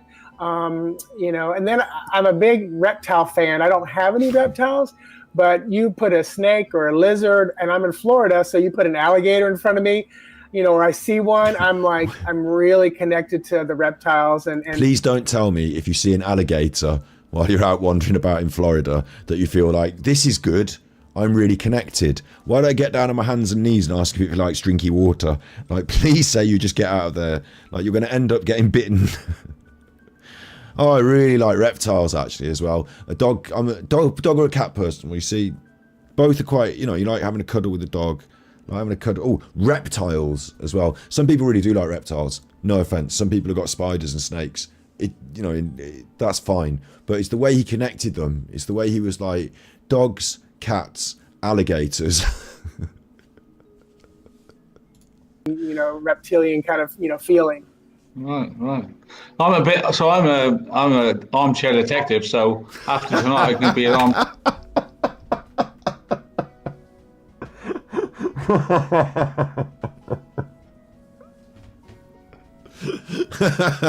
It's raining again. I couldn't be happier. Swish! Cornflower sent tippies. Love the show. But I can't stand this other grifter, the animal psyche. Yeah. Good night all. Good night, yeah. Super Chuffer owes 3 hugs. Like I said, we might listen to him do a bit on reptiles, but there is a bit of, like, there's too much of this. So we might listen to a bit of reptiles, missing pets, and maybe being human as well. And then we'll knock it on the head. This is the afterthought after the main expose bit, but it's turned into a bit of a one because it's so fucking funny. Louise, what did you miss? Alan exposed himself for not having any help from the police, not having any help from YouTube, asking his audience to be his own personal attack group and soliciting their help in being a gang stalking crew that mass reports people on YouTube, and then also admitted that he thought that was gang stalking. Armchair pet detective now, can't you give me some you know, feeling. Right. I'm a armchair detective, so after tonight I can be an armchair pet detective now, can't you give me some After you've sat and listened to that man explain some load of bollocks, you are now the armchair pet detective as well. I know it's a joke. Well, the man took it as a joke, but I don't understand what it really means. In what way are you going to have some sort of extra arm to your business, pet detective agency now? Anyone murdered any pets, bring the case to Alan. As long as it's on the internet and he can watch videos about it, you're in. Give me some great information here. Well, and I'll tell you, you know, if what you could do is, this minute, what you laughed at? He said, "I'm an armchair detective." It's like his catchphrase. It's like if you met Alan at the airport while you're waiting in line to get your bag scanned, he'd be like behind you in the queue, say, "Oh, sorry, I just wondered if I could go in front of you." So, excuse what? That's audacious. Yeah, I just wondered because I've got a bad knee, you see. Oh, sorry. I've had a knee operation. And like, you think to yourself, all right, this old chuffer needs to go on then. And as you step aside, you go, "I'm an armchair detective, you know." I'm the armchair detective. Like, you know, you just come out with it. It's like you're in Boots waiting for your prescription and like Alan's behind you again in the queue. You know, "Excuse me, can I get past because of my knee?" I'm an armchair detective. Have I seen the comments? They're bad. Ordbod, what? Are the bad people in today's comments? Hang on. Bad people in my comments now. Snips is in here, so she can moderate, I'm sure. Or do you mean the comments on this? Comments are turned off on this. What should I be looking out for? Bring something to my attention if I need to, you know, if someone needs to bring it to my attention. We'll sort it. If Winston is, you know, you would want to ask him and just kind of say, you know, "Hey, do you want to connect with me with this armchair detective?" And let his energy work with you. If he's got a great smell and you're trying to like locate something or a body, I mean, I don't know, you know, how you do it, but you know, say a body. If you're taking Winston out for a walk and you're trying to locate a body, then connect with him mentally and ask him, "Stop looking for sausages. Time to start sniffing out bodies." "Hey, listen, you know, Winston, I know you got a good sniffer." Who's the baddies? I'm trying to write a coffee. No, they're on Discord. All right, we've got some moderators on Discord as well. So it's probably because I put a new Discord link out. But I'll have a quick look into Discord. If any mimps are on Discord, like, you know, AD chat, is it? Or is it bad about me or is it bad about Alan? Because there's some stuff on here about Alan, you know, obviously. But is it bad about me or is it bad about Alan? It looks like it's bad about Alan to me.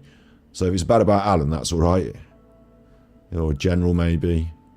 If it's bad about me, I'm like, oh, don't be bad about me. It's raining again. I couldn't be happier. Swish! Snips sent tippies. Some tippies for the coffee fund in the future Gangstalker break room. Thanks. Super Chuffer owes 10 hugs. Thank you very much for the 10 hugs, Snippies. Thank you. I should pay you at the end of the month for moderating.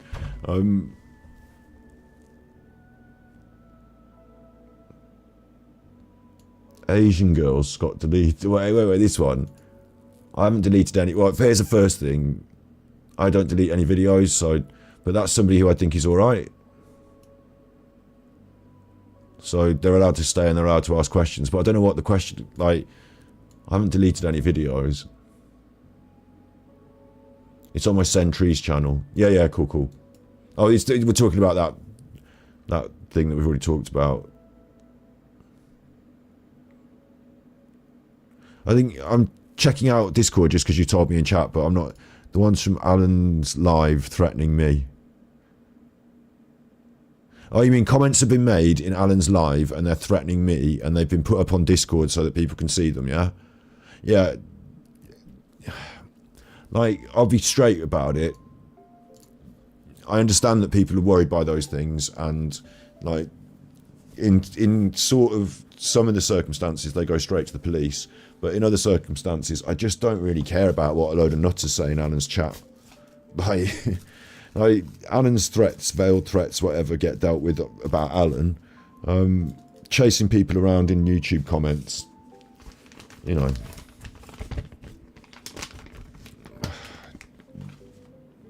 Chasing people around in YouTube comments is... I mean, I appreciate the people who are doing the clipping and putting it up in Discord, and, you know, maybe I'll get to it in time, but it's not my top priority, maybe. So, I don't know. No, I just don't, like, I guess that whatever they're saying is threatening, but it doesn't really threaten me. Like, I don't feel threatened. I feel like they're just trying to be intimidating so that they can push their weight around on the internet.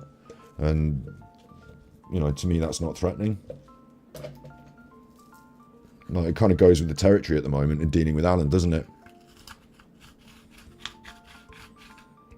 So, yeah. Goes with the territory.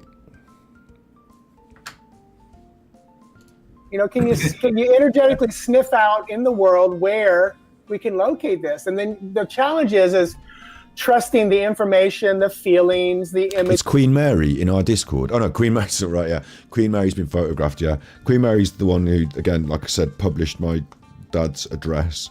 So would be foolish to do anything like, you know, anything like that. It's yeah, it's just kind of like horrible, isn't it? Alan's got some nice friends. I think it's, other than that though, like, you know, my dad does run a business, and the reason they found it is because he's got a company's house, and, you know, I don't think they're going to turn up at his door because they probably wouldn't want to. Like, it just... Scott could be Alex Bellfield's new cellmate. Oh, you don't have to delete that. I read it and it was okay. I see you deleted it, but I don't know what else they said, so you're on it. I back the mods, but I think it's funny because, like, it's obviously not going to happen. People like that need to be here. I know that they say the bad things sometimes and they get a bit touchy, but, like, people like that need to be here for a bit just to, like, soak this in and understand that they're completely wrong and Alan's been misrepresenting things. I don't mind about not banning them straight away, but also if you think they're over the line, you can ban them straight away. I back the mods. That you receive. Yeah, why publish my dad's address? It's weird. It's because they thought at one point, I think they thought, this is how bad they get, right? I think they thought, because my dad's middle name, well, you know, I don't want to, again, I'm not trying to dox my dad on the internet, but they thought I was my dad. They didn't look into it properly about when the businesses were started and stuff. They thought I was my dad maybe, and they thought maybe that address was me, or maybe they think it's my dad's address and they just want to shake me that they're publishing it. But it's not good form and it's not good behaviour, and there's a couple of nutters out there, but, like, you know, unless they amp up their being nutters, then I might not amp up my police campaign against them. Like, my main thing is against Alan at the moment, isn't it? So Nutters gonna be nutters. Do you know what I mean? The more I talk about it, the more they get fuel from it and think, oh, it's affecting him, so they'll do more of it. But it's not affecting me. It's just that you're all now seeing that it's pretty bad. You bear in mind, I haven't been going on about this on the channel ever. I'm not like making an hour and a half long rant about how these nutters are doing this and that. Like, to me, like I said to you earlier about when I started talking about it, nutters gonna be nutters. There's people on Anna's chat being nutters, yeah, agreed. I know that it's important that people clip it and put it in the Discord and stuff. Thank you, but yeah. In that moment of connection, and that's most people's difficult thing to do, is trusting what they're getting at the moment, because you can't really prove it. You have to wait, you have to log it down and just kind of see if it pans out. Sometimes you can go right to it and figure out what's going on. I'll say to someone, like every once in a while, somebody I know, good friend, she'll say, oh my gosh, I lost my ring. And I said, well, if you have a picture of it, just send me a picture. And they send me a picture, and I said, first impressions I'm seeing pink, and I'm seeing like folds of material. And I said, I don't know what that represents. Down the back of the couch. I mean, he just said that sometimes you don't get it first time, and then you have to wait a bit, and then you get it second time. And he's allowed to just have a random guess and talk a lot like, send me a picture of your ring, and I will psychically on the internet guess where it is. And if I don't get it right first time, well, maybe I'll get it second time. I said, but just take that and go look through your house or wherever you last were. And literally 20 minutes later, she sends me a picture, and in her pink bathrobe in the pocket was the ring. And the funny thing is that she said she's not used that bathrobe in like a month, but somehow it got in there. And I still never figured that part out. But like I said, so once, maybe, if you're telling the truth, you had a lucky hit on you weren't very specific about where the ring was either. You didn't say it's in the pocket of the bathrobe upstairs in the cupboard. You said, I'm seeing pink and material. Material. I'm seeing material. Material is so vague. The image I got was the pink folds. And I said, just go check. Could have been pink folds. It could have been inside you. Anyway, look. Something that looks like pink and maybe material of some kind. So it was kind of... Yeah, go. Sorry, carry on. I was going to say, it was what Winston's like, what are you doing, Dad? What are you doing? Yeah, he's having a look, yeah. Yeah. Well, I was going to ask you, what people that haven't got an animal can't understand how we can love a dog. So I've got to talk about dogs then. Well, when I pick them up, I've got this surge of love. Right, listen, people who haven't got animals can understand how you can love animals. It's a very confused misinterpretation of the rest of the human race there, Alan. Goes with me. Yeah. I go like that, and I want to shake him. Don't. I understand how we can love a dog. So I've got to talk about dogs then. I don't know if that's love, Alan, or if it's some kind of like pseudo-masochistic urges. Well, when I pick him up, I've got this surge of love goes with me. Yeah. I go like that, and I want to shake him. It's a weird feeling. Yeah. But it's a different sort of love than to a human. I can't explain it. Yeah, because quite often when you really like a human or possibly love them, you don't shake them aggressively. Yeah. Don't explain to me how you can love animals. I know that you can love animals. Let's hear about missing pets. Please. Someone's graveside of their owner, weren't they? They literally pine away. I've heard about it, yeah. It's amazing, isn't it? Yeah, and I've heard, somebody just posted on my... K sent tippies. I have recently been finding lymphatic drainage useful. Fucking hell. Definitely interesting and a bit painful. However, so far so good. Best wishes to all XX. That sounds quite... Super Chuffer owes 3 hugs. Extreme. Thank you very much for the tippies. Thank you. Get well soon, I think. Or I don't know. Just I don't know what that is really. So, but thanks for the tippies and good luck with everything. Alan's question here was initially about death and morbidity again. And they were both girl energy, very. Well, they literally pine away. I've heard about it. Yeah. It's amazing, isn't it? Yeah, and I've heard. Somebody just posted on my wall too. I guess there was a wreck or something, and a dog got lost, and the owners went back every night and put clothing and scent from there. And 4 or 5 days later, they came back and the dog was still there. Like they found it like a couple of days. Yeah, that's basically the right advice, isn't it? If an animal goes missing, you put your scent. Like this is it occurs to me that some of these things that this man is saying is what you would find on Google if you were to say, how do I find a missing animal? You'd be like, well, put your scent out on a, like we did this once when my dog fucking wouldn't come back from the woods. Put your scent out. My sister sprayed all perfume, tied a thing to a tree. What's going on with this Stardew? Like, why would you put this particular song in the Stardew? I know that there is a band number, an upbeat band number in Stardew Valley, but no one wants to hear that. Drums and stuff. Stardew Valley, be calm. Be calm. Later.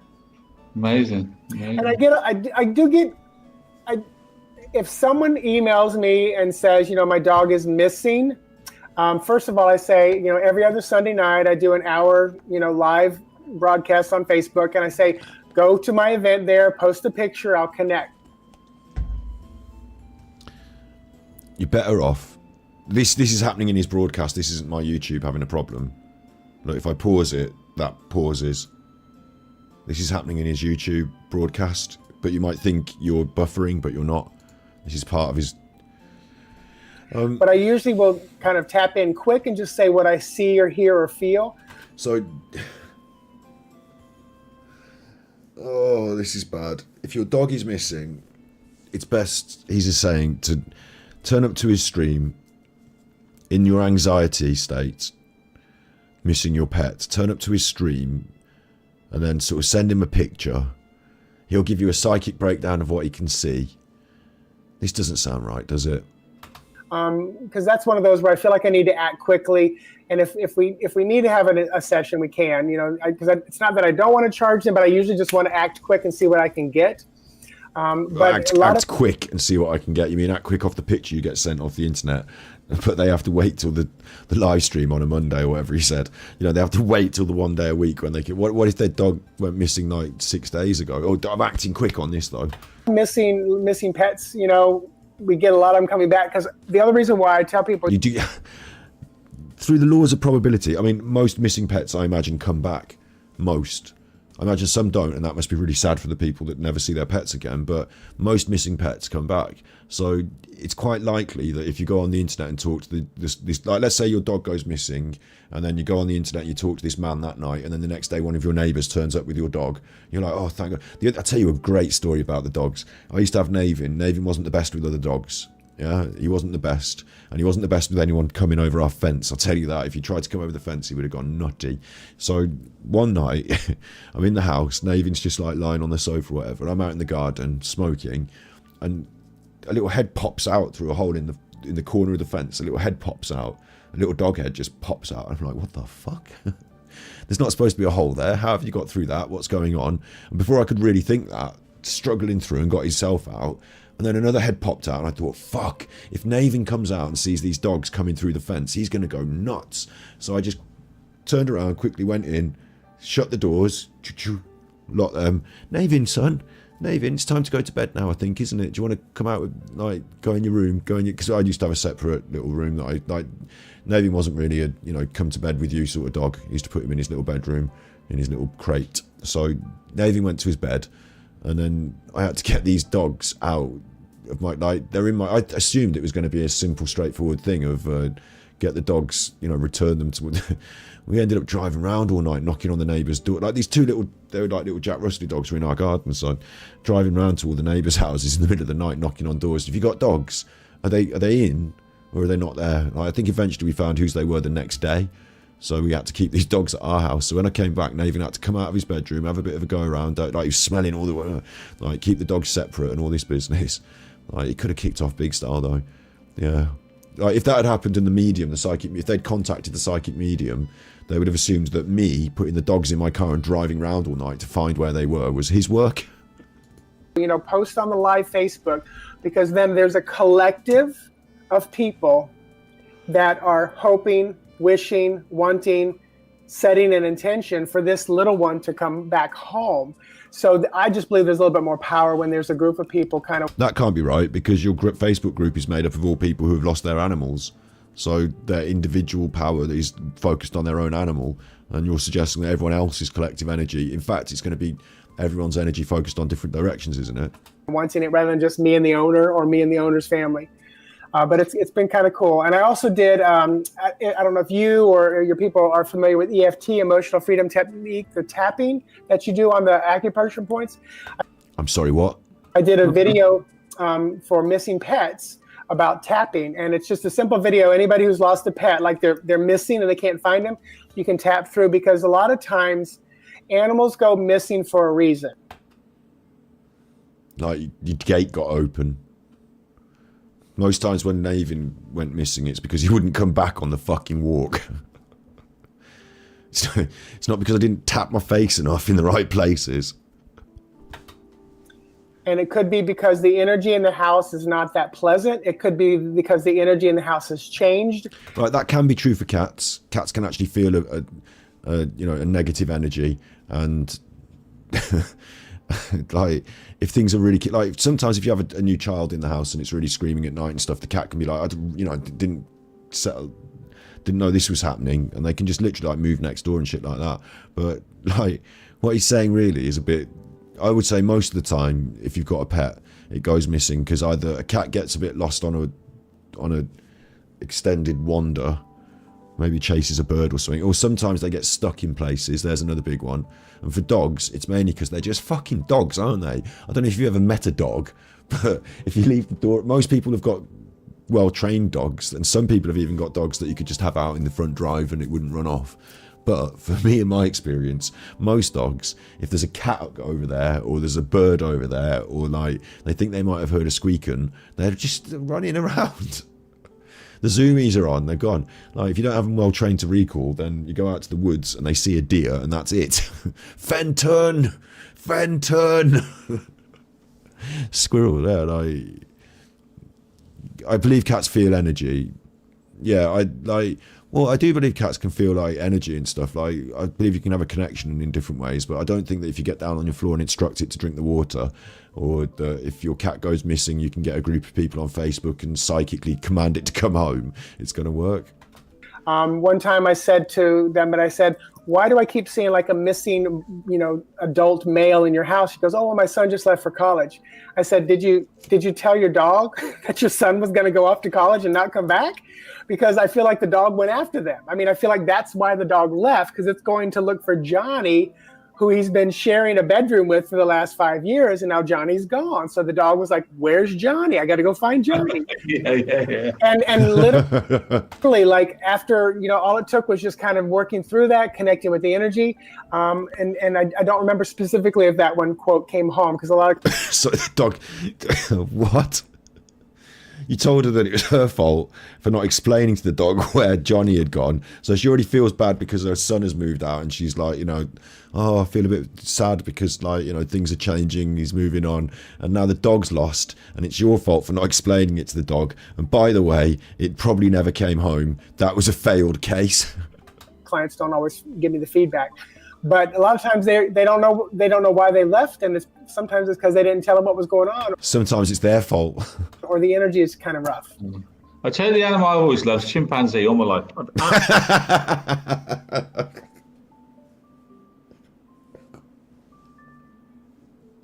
It'll rip your face off, Alan.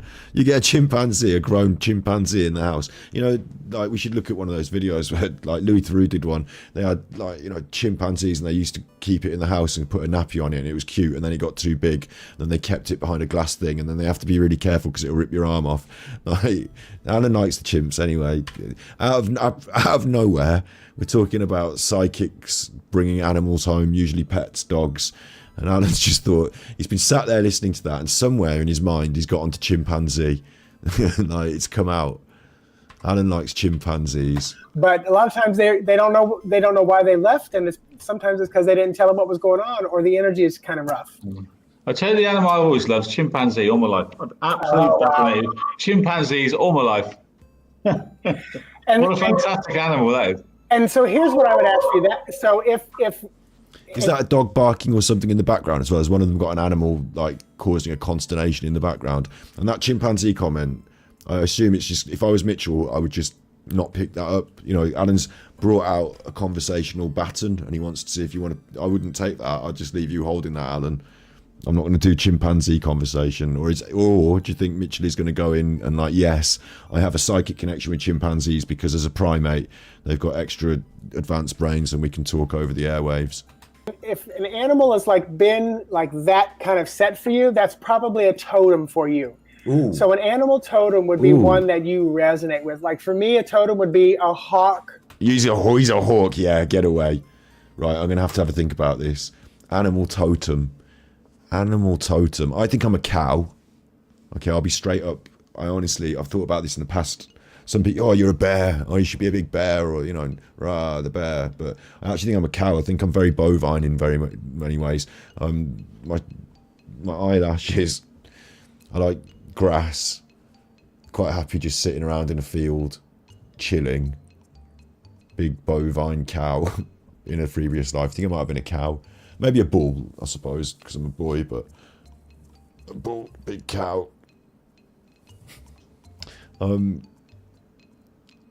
What kind of animal? This man thinks that animals, God, I can't get my head around it. Alan's totem animal is a chimpanzee. And it could be right, you know, slinging your shit at people, wanking in the zoo. They're known for wanking in the zoo. Now, I did the wanking on the stream, but he got cross about it. Slinging your shit at people. Yeah, in chat, what's your totem animal? What do you think these totem animals should really be in chat or in comments later in the video? I think Mitchell, I'm thinking some sort of rodent. I'm thinking some sort of rodent for Mitchell. Capybara. I'm thinking of capybara for Mitchell. I got a psychic sense. Let's bear in mind when we talk about these things. Although I take the piss out of it and, you know, have stern demands of other people for strong evidence, I've got psychic powers. I've got a spirit guide. What made me go vegan? Joe, one of the big things, thanks Joe Watson for the 199, one of the big things is I had a dog for the first time. I'd had cats in my life and stuff growing up, but like, my sister got this dog when we were younger, and like, you know, we had it from a puppy, and when it got old and died, like, you know, I really cared, and then other animals aren't so far away from my dog. It's just I don't have the same personal relationship with them. And then I had a girlfriend as well. She didn't die and I didn't have to eat her, but she was a vegan. I had two girlfriends that were vegans at different times. The first one I really cussed because when I was the first one I was like, shut up being a vegan, I'm going to eat steaks. But the second one, she took me around and showed me some vegan people who were into animal rights. We had conversations. They've cooked all this lovely food, went to some restaurants. I just saw that the world of veganism was a bit more easy and fun than I had previously thought. And underlying it all, I actually think animals have their own minds. Like if you've got a dog or something like that, you kind of know it. Like they're not the same minds as me. You know, obviously a cow is not sitting down reading a book, but like a cow doesn't want to get killed either.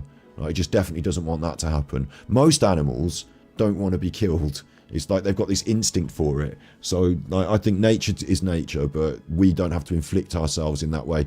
Like we could actually get away with not doing so much horrible stuff to animals and still be really healthy, still live great lives. So like in the modern world, you wouldn't still do the old ways necessarily. Like you modernize stuff, don't you? Like, so maybe we need to modernize our thinking about food and treatment of animals.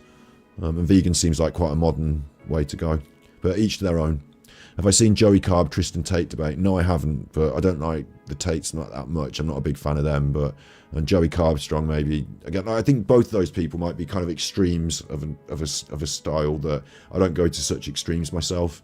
So I'll have to look at it sometime, yeah, but I don't want to get extreme myself. Thanks for asking about it. Like everyone's allowed to make their own decisions, and I'm not going to be cross at people for not being vegan. So, yeah, thanks for asking about it. I can't decide who's. I think for sure Mitchell is some sort of rodent, and I'm going to say capybara. Let me just have a look at one just to confirm. Capybara. I'm thinking like an otter. Yeah, this is right. It's like a really big rat.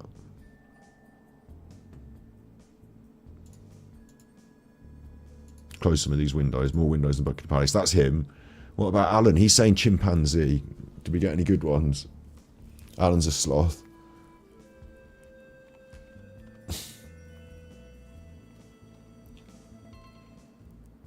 I mean, Alan's sneaky, isn't he? It's a good debate. I'll have a look. I will have a look sometime, yeah. Alan's sneaky. Thank you, Joe, for another 199. Thank you. The Alpha Mimp, Joe Watson in the house. Sneaky, though. Like, I want to say almost like a fox. But foxes get a bad rap.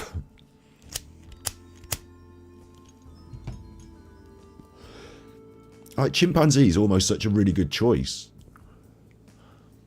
Like, they are not necessarily... Like, everyone looks at them and thinks they're, like, comedy, you know, on the adverts, drinking the tea and all that, like, funny animals, having a tea party. But if you leave them in the room with, a child, then there's going to be a huge problem.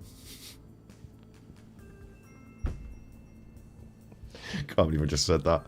Like, if you leave them... Aardvark's good as well. Leech. I like Leech. I always call him... I tell you what, I always call him a detritivore as well. I don't know if I'm pronouncing it right. Let's see if I'm pronouncing it right for a start. Detritivore. Let's do that. Let's hear it said. Detritivore.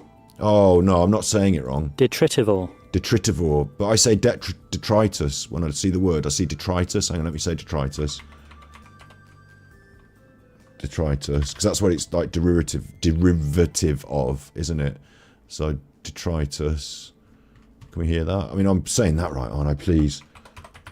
Don't blow my mind with my incorrect pronunciations. Please. Detritus. Yeah, I'm saying that right. Detritus. Detritus. Would I advise starting a YouTube channel to anyone? Yes. I mean, if you feel like you want to get your voice out there, it's a place to do that. But also, it's a place where you're at... there's, you know, the algorithmic mechanisms as to whether things get watched become part of your decision on how you make content. So there's a lot to learn. There's a lot of information out there. There's a little bit of cost involved, maybe if you want media production equipment, cameras, lights and stuff. But also you can get started on your phone. So lots of people are successful with just a phone. So there's no barrier to entry really necessarily. So, what?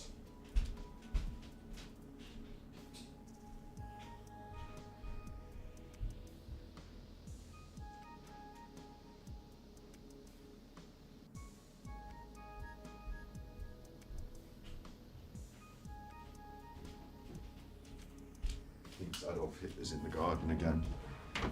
The dog thinks Adolf Hitler's in the garden again. I keep telling him Adolf Hitler is not in our garden, but he gets tetchy. So, yeah, anyone can have a pup at it, like, and you never know how it's going to go. So yeah, I think it's a good fun thing. If it gets like on top and not fun, then maybe, you know, re-examine whether you're having fun. But overall, as long as it's fun, yeah. So yeah, detritus. Detritus. I'm saying that right, but detritivore I say wrong. It's detritivore. Detritivore. It doesn't sound as nice. Detritivore. Detritivore, but a detritivore. It's like this. Look, things that feed off, like worms that feed off the rubbish on the, you know, the detritus. Just basically like a worm, isn't it? A worm they're going for. What about a detritivore? Let's see if there's a fish version. Because I always imagine a fish version, a detritivore. There's lots of fish like that, you know, in bottom feeders. There, this is Alan's spirit animal for me. This. Start a podcast. Yeah, we could look into it.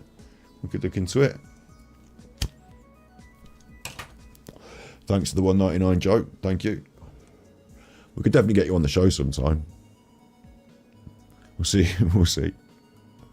You have to make some plans as to what to talk about and, like, you know, but yeah, different voices. Absolutely. I'm looking for the next sort of, this is going to sound awful in a way, but the next person I'm looking to try and add to the voices I'd like to, you know, tick some minority boxes, like a woman, maybe if she could be Asian, but also these are the same boxes that I'd like to tick for wifey. So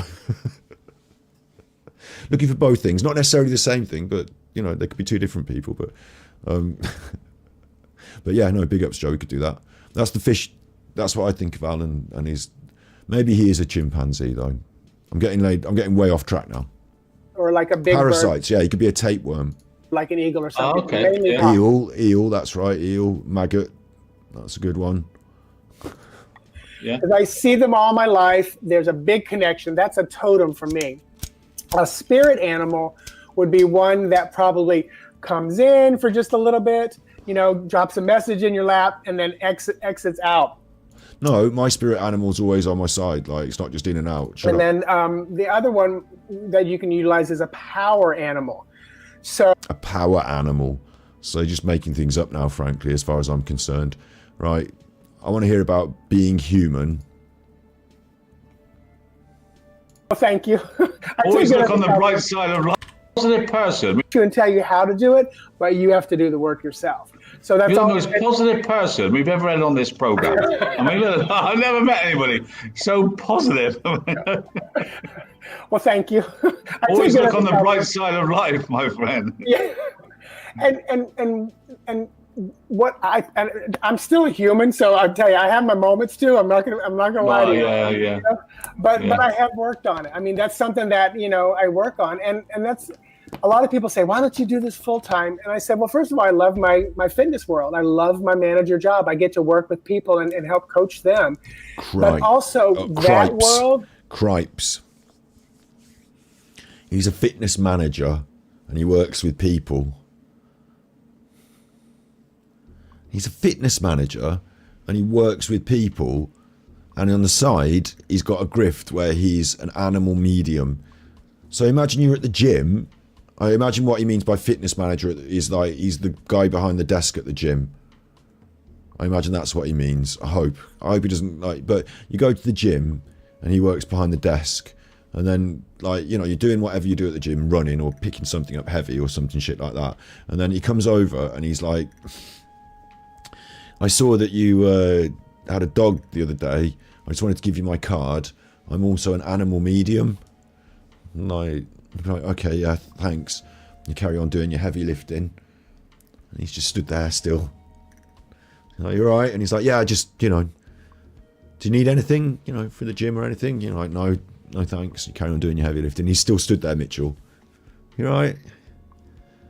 You all right? Yeah. Can I get you any water? No, I'll get my own water, thanks. It's Mitchell. Mitchell, if you want anything. Mitchell. Animal. All right, thanks. Doing your heavy lifting. Mitchell still stood there. Like, by now you've run out of ways to say, are you all right? Can you fuck off? Like, so you have to say, like, are you all right? Can you fuck off? And he's like, oh, don't talk to me like that. I'll have you thrown out the gym. And now you've pissed off Mitchell. Now Mitchell's got your number in the gym. Sorry, I don't know where this is going. I'll say it keeps me grounded. It keeps me humble. It keeps my foot It gives you monies so that you can pay for the rent. in what it's like to be a human, because it's almost like a rock star. The moment you make it big, the moment you start writing your pathway, you got yes men and yes women, telling you how great you are. You probably don't have to cook your own meals anymore. So,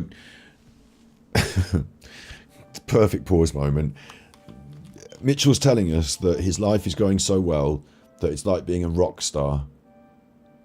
People are probably going to start cooking his own meals for him. What he means is he buys microwave meals, or he gets DoorDash takeout. People are cooking his meals for him. Things are going so well, click, click, and it's going to happen for me and it's going to go so well. But also it's good that I still work at the gym because that keeps me grounded. Because same thing happened with Robbie Williams, isn't it? Robbie Williams, things would click, he had Take That and then he had the solo career. But before he went off the rails, it was nice that he stayed working behind the desk, clearing out the lockers at Planet Fitness. What's he even saying, this man? Can you tell me when Michael's going to go to trial? Says Nicky Jones. Don't know who Michael is. This is from 3 years ago. But let's see if he's got an answer barely for have that. to bathe yourself, but it's one of those things where it's like you have the potential of losing a You just said you won't have to bathe yourself. connection to what the real kind of world is, because you're living at such a higher level. So I personally, I set my intention every day in my own mindfulness meditation practice to resonate, operate, and vibrate in the highest frequency of that divine. Resonate, operate, and vibrate. Now, resonate, you can get up to if you want. Operate, please don't. Not on anybody. leave that to the professionals. And vibrate, yeah. Imagine what you're doing in the morning when you're meditating. Get that egg out your bum. I'll tell you that, there's a start. Get the egg out your bum. Vibrate. Source. Or if you want, put the egg up your bum. It's no concern of mine, to be honest. If you want, have the egg up your bum. It's fine. Resonate, vibrate, and what was the other one? Just leave me alone. That goddess energy that I can, and and that keeps me where I can do this work. I'm going to ask you a question now. This is like, we're talking positive, but we because of our community, a lot of our people have had relatives murdered, but they stick with us, and because like in a murder case, the police are all over you for a week. A lot of our community have had relatives murdered. Right? Sorry, yes. I'm the... sorry. Like, he was just doing this bit about positiveness, mindfulness, setting the stall, humanity, keeping grounded. We've been doing our pet detective stuff. We've been doing keeping pets, the water bath. Also, a lot of people that I know have had people murdered.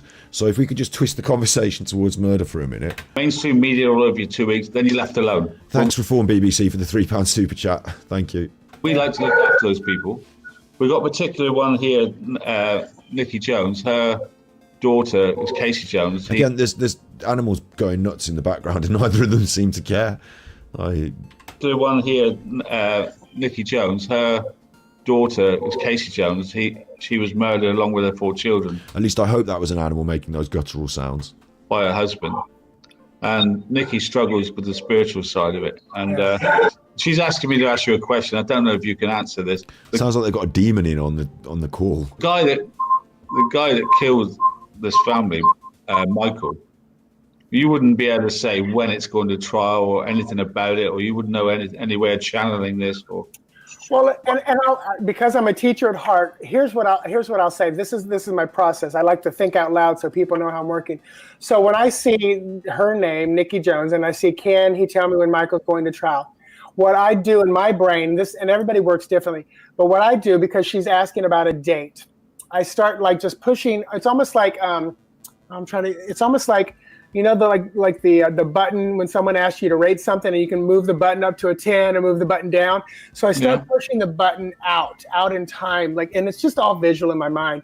And when I push it out, what I do is I can get out to about November, and numbers are big for me. So I keep seeing 11, which for me is November. Okay. And this is again, I can say I feel like November might be the time that this would go to trial. But again, that's going to depend on every single individual person involved with it. So when I say I see November, to answer that question, can you tell me when Michael's going to trial? For me, what I'll say is that's the most probable time frame that it would work in the way that I work. What does that even mean? You just threw November out there then? Well, I don't know exactly which month this was broadcast in because it was 3 years ago. It just says 3 years ago, but November, apparently. I'd love to find out if he was right or not. I mean, obviously, probably not. What?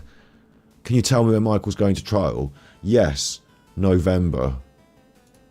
And what I tell people then, and what I would say to Nikki if she were like here in front of me or we were on a Skype, is it might not be November, so don't put too much stock in November. Temper her expectations because you've got some kind of conscience. Call or something. I would say, stay in the most high vibration you can, and I'm sending you high vibrations for all that you're going through. I can only imagine what that's like. And sending you high vibrations, and Jamie's sending $20. So that's better than high vibrations. That's actual hard cash that Alan can put into poker. And you said something that just made my heart sink, because, a crime happens, the media, the police are there, and then all of a sudden, boom, nothing. You're alone. Yeah. Yeah, and you're absolutely alone. And that is... when people like this step in to fill that void and to grift you for money. So... vulnerable people, like literally somebody who's like, they've just described that situation, literally someone who's in a process of grief and turmoil, asking for answers. They've given her answers. I mean, Jamie's not the one who was the one who answered the question, but like, you know, you see what's going on here. Wow. Wow. I'm not going to play the whole of their broadcast. I'm not interested in the whole of it. We've done nearly 3.5 hours here. The main aim of tonight was to highlight Alan's self-exposure. In his own words, the police don't do anything. Also in his own words, the police are coming to kick my door in. But in today's news, they're not. So, what an idiot. I love all the people out there, all the truthers. I don't know, like, there's some people out there, right, who I don't know anything about, really. It's just they've made a few videos, like, getting a bit tetchy about stuff. So, like, we can chill. Love you too. Don't take it, like, my one message to some of the, like, I guess my one message to people saying, like, you know, funny messages in Alan's chat and all that is, they need to chill the fuck out and not take it so heavy and personal and all this business. Because, like, you don't need to get so eggy. I'm not eggy. Alan's eggy. But you're not Alan. You don't need to get eggy. I don't need to get eggy. We're having a good laugh.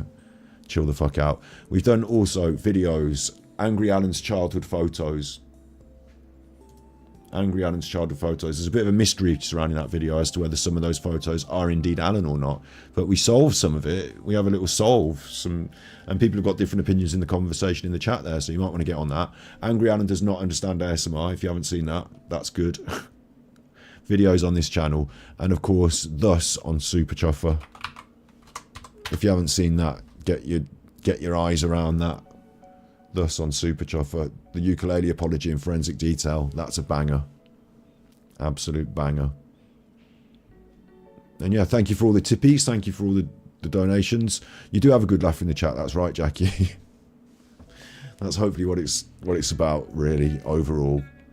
Like, I tell you what as well, people want to make funny videos and what have, right? The ones that get really eggy and tetchy and do nasty things, I haven't got any time for that. But, you know, the funny stuff, that's much more.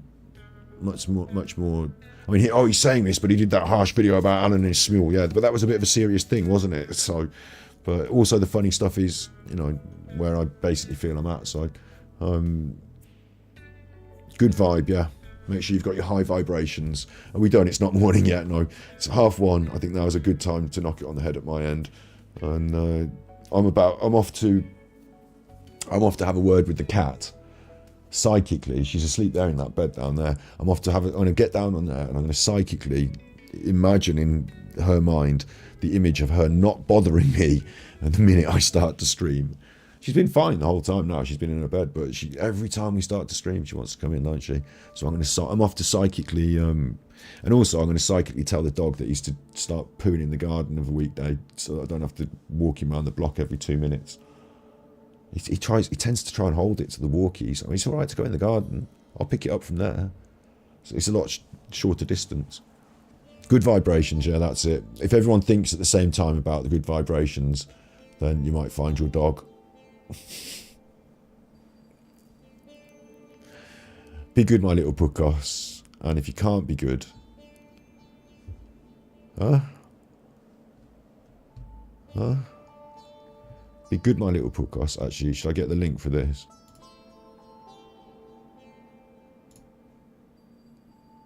Copy the link. If anyone hasn't seen that, there's the link for that. Be good, my little puckos. And if you can't be good, you're naughty.